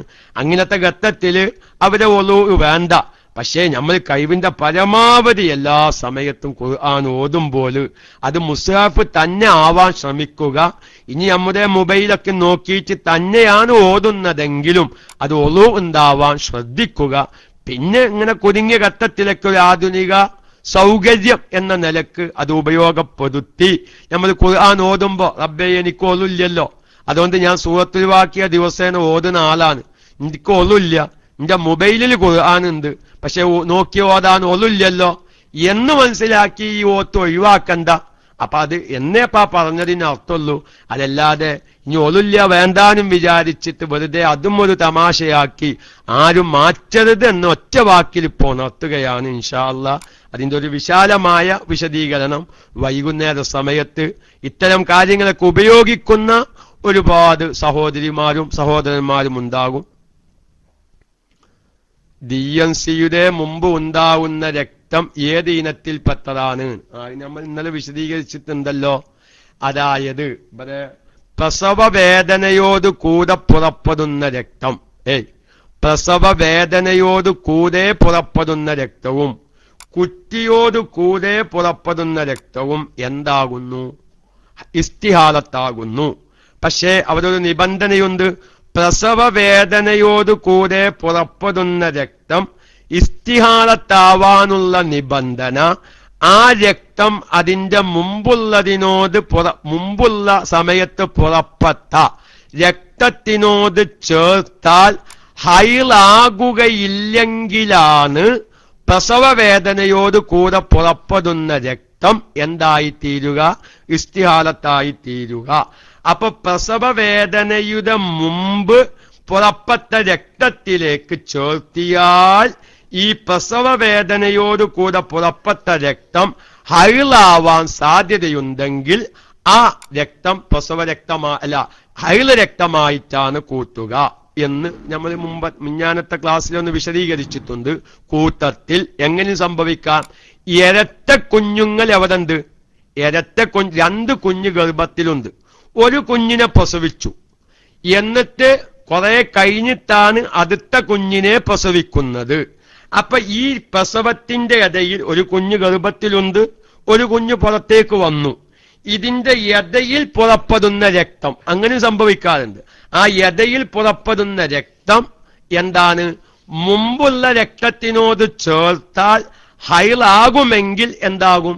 അത് ഹൈലാകും. ഉദാഹരണം പറയാ, പ്രസവിക്കുന്നതിന്റെ മുമ്പ് 2-3 ദിവസം മുന്നേ 20 മണിക്കൂർ 23 മണിക്കൂർ രക്തം വന്നിരുന്നു.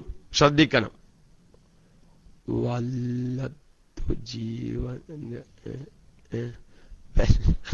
വല്ലാത്ത ജീവിതം തന്നെ ഷിയാബുസവാമൻ. ഏതായാലും നിങ്ങൾ അബുസിനാൻ ഉസ്താദ് നിങ്ങൾ തുടരാൻ പറഞ്ഞത് കൊണ്ട്, നിങ്ങളെ ക്ലാസ് ഒന്നും ഇല്ലാത്തത് കൊണ്ട് ഞാൻ അങ്ങനെ പറയാത്തോ. ഞാൻ നിങ്ങളെ സമയം കത്തിർത്തതല്ലേ. ഞാനിങ്ങനെ ഓരോ ചോദ്യം വന്നപ്പോ അതിനനുസരിച്ച് അങ്ങനെ പോയതാണ്. അപ്പൊ പറയട്ടെ. അപ്പം ഒരു പ്രസവത്തിന്റെ മുന്നേ ഒരു 23 മണിക്കൂർ രക്തം വന്നതിന് അത് നമ്മൾ പറഞ്ഞിട്ടുണ്ട്. ഗർഭിണിയായ പെണ്ണിനിക്ക് പ്രസവ ഹൈലുണ്ടാവാം. അതാണ് ഷാഫി മദ്ഹബിലെ പ്രബലമായ അഭിപ്രായം എന്ന് നമ്മൾ പറഞ്ഞല്ലോ. അപ്പൊ എന്ത് ചെയ്തു? ഈ പ്രസവ വേദന പുറപ്പെടുന്നതിന്റെ മുമ്പേ ഒരു 23 മണിക്കൂർ രക്തം കണ്ടീന്, ഒരു 5 ദിവസം മുന്നേ. അങ്ങനെയാണ് ഒരു കുട്ടിനെ അങ്ങോട്ട് പ്രസവിച്ചു. പിന്നെ 1 മണിക്കൂർ രക്തം ഇങ്ങനെ അത് കണ്ട്, എന്നിട്ടാണ് അടുത്ത കുട്ടിനെ പ്രസവിക്കുന്നത്. എന്നാൽ ഈ ഇടയിൽ കണ്ട രക്തം എന്തല്ല? നിഫാസല്ല, ഇസ്തിഹാലത്തുമല്ല. അത് ഏതിന്റെ ഹുക്കുമിലേക്ക് മാറും? മുമ്പുള്ളതിനോട് ചേർത്താൽ ഹൈലാവാൻ സാധ്യതയുണ്ട്. അപ്പൊ 2 ദിവസം മുന്നേ 15 ദിവസം കൂടാതെ 24 മണിക്കൂർ തികയാതെ കുറച്ച് രക്തം പുറപ്പെട്ടെത്തുണ്ട്. ഈ പുറപ്പെട്ടത് എന്തായിത്തീരും? ഹൈലായിത്തീരും. അത് ഇസ്തിഹാലത്താണെന്ന് വിചാരിച്ച പെണ്ണ് നോമ്പ് നോച്ചിരുന്ന്, അത് ഇസ്തിഹാലത്താണെന്ന് വിചാരിച്ച് നോമ്പ് നോച്ചീന്. ആ നോമ്പ് സഹിയായിട്ടില്ലാന്ന് ഈ രക്തം അതിലേക്ക് കൂട്ടൽ കൊണ്ട് ബോധ്യപ്പെടും. ഇങ്ങനത്തെ അവസ്ഥകളൊക്കെയും ഉണ്ടാവാം എന്നുകൂടി അറിയിക്കുന്നു. അള്ളാഹു താല ദീർഘായുസ്സാഫിയത്ത് നൽകട്ടെ. നിങ്ങളെ പല ചോദ്യങ്ങളും വരും. ഏതായിരുന്നാലും ഞാൻ മൈക്ക വിട്ടേണ്ട ശേഷം കുറച്ചു സമയം DNT ഒഴിവാക്കിയിരുന്നതാണ്.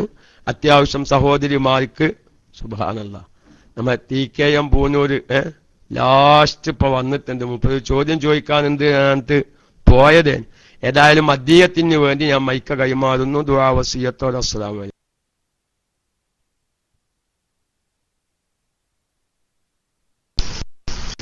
അസ്സലാമു അലൈക്കും വറഹ്മത്തുള്ളാഹി. ഞാനിപ്പോ പറഞ്ഞ വിഷയത്തോടനുബന്ധിച്ചുള്ള ചോദ്യമല്ല. എൻ്റെ ഒരു അയൽവാസി സ്ത്രീ ഇവിടെ വന്ന് കാത്തിക്കും. അപ്പൊ ഞാൻ KMC കുര്യാനോട് എഴുതി ചോദിച്ചിരുന്നു. അപ്പൊ പുസ്തകം പോകുന്നതിനോട് പുസ്തകനോട് തന്നെ ചോദിക്കട്ടെ വിചാരിച്ചിട്ടാണ്. ഇവിടെ പൂനൂർ ഇഷാഅത്തില് ഒരു അമാന ട്രസ്റ്റ് എന്ന് പറയുന്ന ഒരു ട്രസ്റ്റ്, അതായത് പലിശരഹിതമായിട്ട് വീടുകളിലൊക്കെ പോയിട്ട് പൈസ പിരിപ്പിച്ച് സൂക്ഷിക്കാം. ആ വീട്ടുകാർ 2000 രൂപ വരെ അടച്ചാൽ അവരൊരു 10,000 വരെ കടം കൊടുക്കും. ആ കടം ആവശ്യമുള്ള സമയത്തൊക്കെ തിരിച്ചടച്ചാൽ മതി, പലിശ ഒന്നും കൊടുക്കണ്ട. അപ്പൊ എൻ്റെ അടുത്തൊരു സ്ത്രീ നിൽക്കുന്നുണ്ട്, അയൽവാസിയാണ്. ആ സ്ത്രീക്ക് ഉംറക്ക് പോകണമെന്നുണ്ട്. അപ്പോൾ കഴിവ് പറഞ്ഞ സ്ത്രീയാണ്. അപ്പോൾ അവർ 2000 രൂപ വെച്ചിട്ടുണ്ട്. 10,000 രൂപ അവർ കൊടുക്കുമെന്ന് പറഞ്ഞിട്ടുമുണ്ട്. അപ്പോൾ ആ പണം വാങ്ങിയിട്ട് ഉംറക്ക് പോകാൻ പറ്റുമോ എന്ന് സ്ത്രീ ചോദിച്ചതാണ്. അപ്പോൾ ഇന്നലെ ഞാനൊക്കെ ഇവിടെ വന്നിരുന്നു സ്ത്രീ, ഇന്നിപ്പോൾ ഇവിടെ കാത്തിരിക്കുകയാണ്. ഉസ്താദ് ഒന്ന് മറുപടി വന്നാൽ നന്നായിരുന്നു. അസ്സലാമു അലൈക്കും വറഹ്മത്തുള്ളാഹി.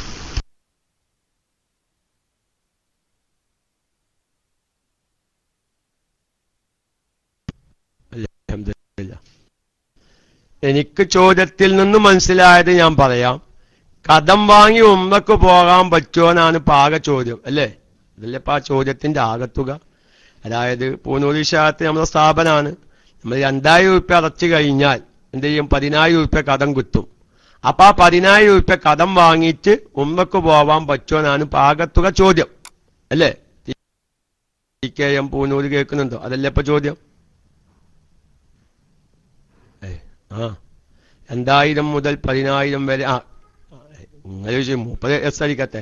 കടം വാങ്ങി ഉംറക്ക് പോകുന്നത് കുഴപ്പമൊന്നുമില്ല, നിർബന്ധമില്ലാന്ന് മാത്രം. ജീവിതത്തിൽ ഒരു ഉംറ നിർബന്ധമാണ്, ജീവിതത്തിൽ ഒരു ഹജ്ജും നിർബന്ധമാണ്. അതിനുള്ള നിബന്ധന, നിർബന്ധമാവാനുള്ള നിബന്ധന എന്താണ്? സഹീഹാവാനുള്ള നിബന്ധനയല്ല, നിർബന്ധമാവാനുള്ള നിബന്ധനയാണ് കടമില്ലാതിരിക്കുക എന്നുള്ളത്.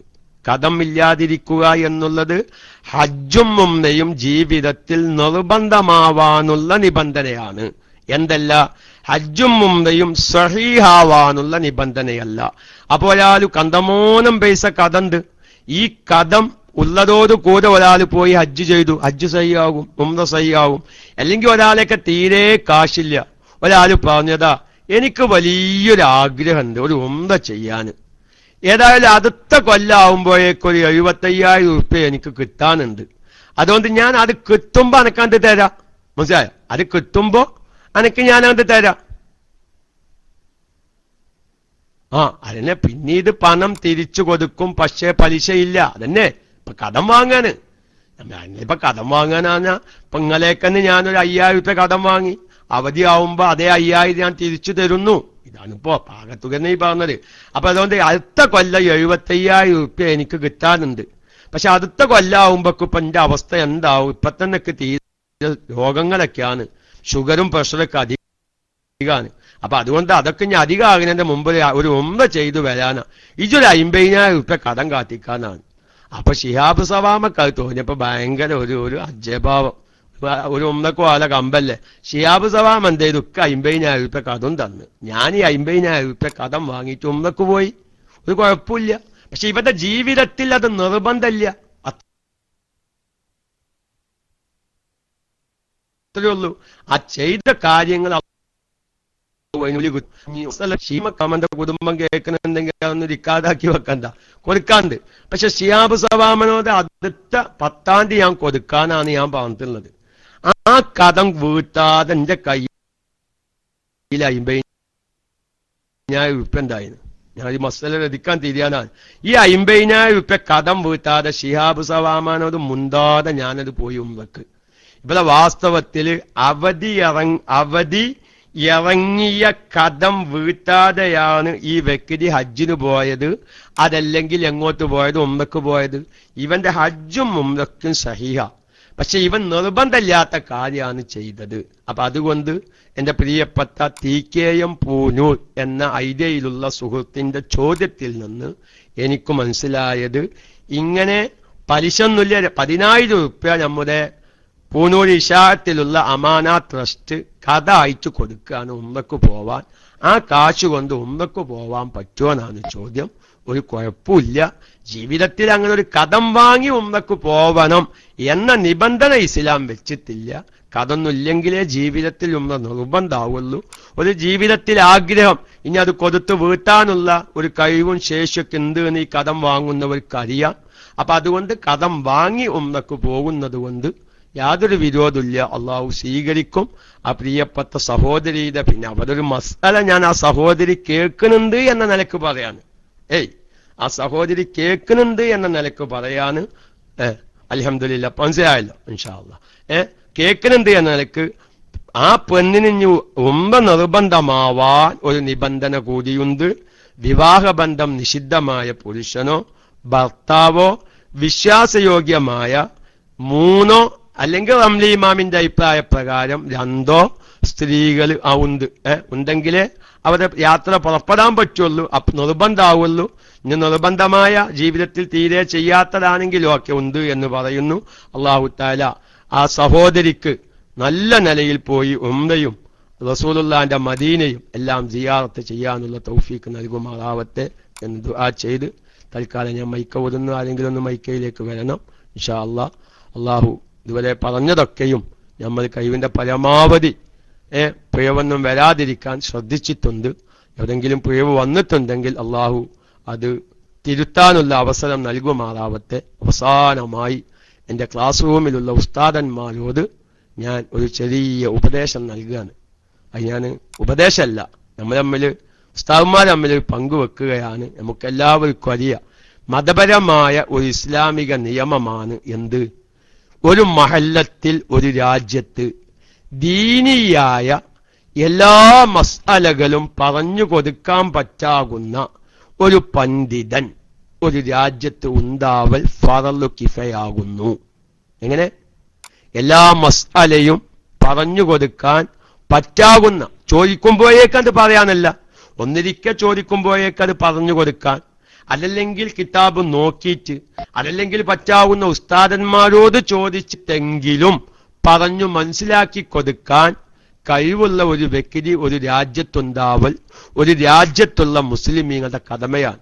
അതിന് പറ്റാകുന്ന ഒരാളും ആ രാജ്യത്തില്ലെങ്കിൽ ആ രാജ്യത്തിലുള്ള മുഴുവൻ മുസ്ലിമീങ്ങളും കുറ്റക്കാരാകും. മനസ്സിലായോ? നമ്മളൊക്കെ ഒന്ന് ആലോചിച്ചോക്കാൻ, നമ്മുടെ ഓരോ നാട്ടിലെ അവസ്ഥ ആരുണ്ട് ഇല്ലേ? അപ്പൊ അതുകൊണ്ട് ഇത്തരം മസ്അലകളൊക്കെയും നമ്മുടെ കുടുംബത്തിലുള്ള നമ്മുടെ സഹോദരിമാരുള്ള ഒക്കെ ഒന്ന് മനസ്സിലാക്കി കൊടുക്കാൻ കഴിവിന്റെ പരമാവധി കാര്യങ്ങളൊക്കെ മനസ്സിലാക്കി നമ്മുടെ ചുറ്റുഭാഗത്തുള്ള സഹോദരിമാരേക്കും വിളിച്ചു വരുത്തി ഇത്തരം ക്ലാസുകളൊക്കെ പറഞ്ഞു മനസ്സിലാക്കി കൊടുക്കാൻ നമ്മളൊക്കെ സന്നദ്ധത കാണിക്കണം. അപ്പോഴേ നമ്മുടെ ഉത്തരവാദിത്തം നിറവേറുകയുള്ളൂ എന്ന് ഒരു ഉപദേശമല്ല, നമ്മൾ തമ്മിൽ ഒരു അഭിപ്രായം പങ്കുവെക്കുകയാണ് എന്നും ഉണർത്തി ഞാൻ തൽക്കാലം മൈക്കവിടുന്നു. ദുആ വസിയത്തോടെ അസ്സലാമു അലൈക്കും വറഹ്മത്തുള്ളാഹി വബറകാതുഹു. വലൈക്കും അസ്സലാം വറഹ്മത്തുള്ളാഹി തആല വബറകാതുഹു. അസ്സലാമു അലൈക്കും വറഹ്മത്തുള്ളാഹി. അൽഹംദുലില്ലാഹ് സുബ്ഹാന അൽഹംദുലില്ലാഹ് ശുക്രൻ യാ ഉസ്താദ് ജസാക്കല്ലാഹു ഖൈറൻ ജസാ. ഒരുപാട് നേരമായി ഉസ്താദ് അപ്പോൾ എന്നൊക്കെ 3-4 ദിവസമായി പുതിയൊരു വിഷയം നമുക്ക് പറഞ്ഞു തന്നു. സ്ത്രീകൾക്ക് സംബന്ധമായ മസലകളും പഠിക്കേണ്ട വിഷയങ്ങളൊക്കെ റബ്ബ് സുബ്ഹാനഹു വ തആല സ്വീകരിക്കുമാറാകട്ടെ, ആഫിയത്തിൽ ദീർഘായുസ്സ് നൽകുമാറാകട്ടെ. ഉസ്താദിൻ്റെ ജോലി ഇൽമിൽ അള്ളാഹു ബർക്കത്ത് കൊടുക്കുമാറാകട്ടെ. ഇനി ഒരുപാട് കാലം നമ്മോടൊപ്പം ഈ ക്ലാസ് റൂമിൽ ഒരുമിക്കാനും നല്ല നല്ല ഉദ്ദേശങ്ങൾ തരാനും നല്ല നല്ല ക്ലാസ്സുകൾ തരാനും അത് കേട്ട് നമ്മുടെ ജീവിതത്തിൽ പകർത്തിയതനുസരിച്ച് അമൽ ചെയ്യാനും കാര്യങ്ങൾ നല്ല രീതിയിൽ ചെയ്യാനും റബ്ബ് സുബ്ഹാനഹു വ തആല നമുക്കും ഉസ്താദിനും ആഫിയത്തിൽ ദീർഘായുസ്സ് നൽകുമാറാകട്ടെ. ഉസ്താദിന് ഉമ്മാക്ക് തീരെ സുഖമില്ലാന്ന് പറഞ്ഞിരുന്നു. റബ്ബ് സുബ്ഹാനഹു എത്രയും പെട്ടെന്ന് പരിപൂർണ്ണ ഷിഫ നൽകുമാറാകട്ടെ, ആഫിയത്തിൽ ദീർഘായുസ്സ് നൽകുമാറാകട്ടെ. ഉസ്താദി പഠിപ്പിച്ചിരുന്നു അൽമിൻ്റെ ബർക്കത്ത് കൊണ്ട് എത്രയോ പേര് പാവങ്ങൾ ഇത് കേട്ടിട്ട് എത്രയോ ജീവിതത്തിൽ മാറ്റങ്ങൾ വന്നിട്ടുണ്ട്. എത്രയോ പേർക്ക്, ഒരുപാട് പേർക്ക് മാറ്റങ്ങൾ വന്നിട്ടുണ്ട്. ഇതിനൊക്കെ ഇൽമിൻ്റെ ഫലം കൊണ്ട് റബ്ബ് സുബ്ഹാനഹു വ തആല ഉമ്മയുടെ രോഗം എത്രയും പെട്ടെന്ന് പരിപൂർണ്ണ ഷിഫ നൽകുമാറാകട്ടെ, ആഫിയത്തിൽ ദീർഘായുസ്സ് നൽകുമാറാകട്ടെ. ഇനി ഒരുപാട് കാലം ആ കുട്ടികളുടെയും കൊച്ചുമക്കളുടെ ഒപ്പം ആ ഉമ്മാക്ക് ജീവിക്കാൻ അല്ലാഹു ആഫിയത്തിൽ ദീർഘായുസ്സ് നൽകുമാറാകട്ടെ എന്ന് ദുആ ചെയ്യുകയാണ് ഇൻഷാ അല്ലാഹ്. ഇനി ഇവിടെ ഉസ്താദ് എടുക്കുന്ന ക്ലാസ്സുകളൊക്കെ നമ്മുടെ സൈറ്റിൽ നമ്മുടെ അരിക്കാട് അഷ്റഫൊക്കെ കയറ്റുന്നുണ്ട്. അപ്പോൾ ഇനി ആവശ്യമുള്ളവർ നമ്മുടെ സൈറ്റിലേക്ക് കയറി കഴിഞ്ഞാൽ നിങ്ങൾക്കത് കിട്ടും. അപ്പോൾ ഇനി എപ്പോഴും ഉസ്താദിന് അങ്ങനെ പി എം ചെയ്ത് കഴിഞ്ഞാൽ ഉസ്താദിന് മറ്റുള്ളൊരു വിഷയം പറഞ്ഞുകൊണ്ടിരിക്കുമ്പോൾ മറ്റു വിഷയങ്ങൾ മാറിപ്പോകും. അപ്പോൾ നിങ്ങൾക്ക് ഇനി ക്ലാസ് കഴിഞ്ഞതിന് ശേഷം ഉസ്താദിന് നമ്പറുള്ളവർ ഉസ്താദിനെ വിളിച്ച് ചോദിച്ചാൽ ഉസ്താദിന് സമയത്ത് വിളിച്ച് ചോദിച്ചു കഴിഞ്ഞാൽ ഉസ്താദ് പറഞ്ഞു തരും. അതുപോലെ ഉസ്താദ് പറഞ്ഞ പോലെ നെറ്റിൽ നിന്ന് ആരും വിളിക്കാതിരിക്കുക, അത് ബുദ്ധിമുട്ടാണ്. കട്ടായും കൊണ്ടും മസലകൾ പറഞ്ഞു തരുമ്പോൾ അത് നമുക്ക് കറക്റ്റായിട്ട് മനസ്സിലാക്കാൻ പറ്റില്ല, കട്ട് കാരണം ശരിക്ക് കേൾക്കാനും പറ്റില്ല. അപ്പോൾ നമുക്ക് ഡയറക്റ്റ് മൊബൈലിൽ നിന്ന് തന്നെ കാശ് കയറ്റിക്കൊണ്ട് വിളിക്കുകയാണ് ഏറ്റവും നല്ലത്. അപ്പോൾ ആ കാര്യം എല്ലാവരും ശ്രദ്ധിക്കുക, റേഡിയോ ശ്രോതാക്കളൊക്കെ പ്രത്യേകം ശ്രദ്ധിക്കുക ഇൻഷാ അല്ലാഹ്. അബൂ സിന ഉസ്താദ് പോയാ ഉസ്താദ് അതുണ്ടായിരുന്നു. അതുപോലെ എത്രയോ പലരും അതുപോലെ ഇപ്പം ഈ പറഞ്ഞൊരു വിഷയം മറ്റേ ബീജം ഉസ്താദത്തിന് ഇൻഷാ അല്ലാഹ് ഉസ്താദ് ഇതാണ് ദിവസത്തോടെ. അസ്സലാമു അലൈക്കും. എല്ലാ കൂട്ടുകാരും ഇൻവൈറ്റ് ചെയ്ത് റൂമിൽ എത്തിക്കുക. ഉസ്താദിനെ ആദരപൂർവ്വം മൈക്കിലേക്ക് ക്ഷണിക്കുന്നു. ദിവസത്തോടെ അസ്സലാമു അലൈക്കും വറഹ്മത്തുള്ളാഹി തആല വബറകാതുഹു.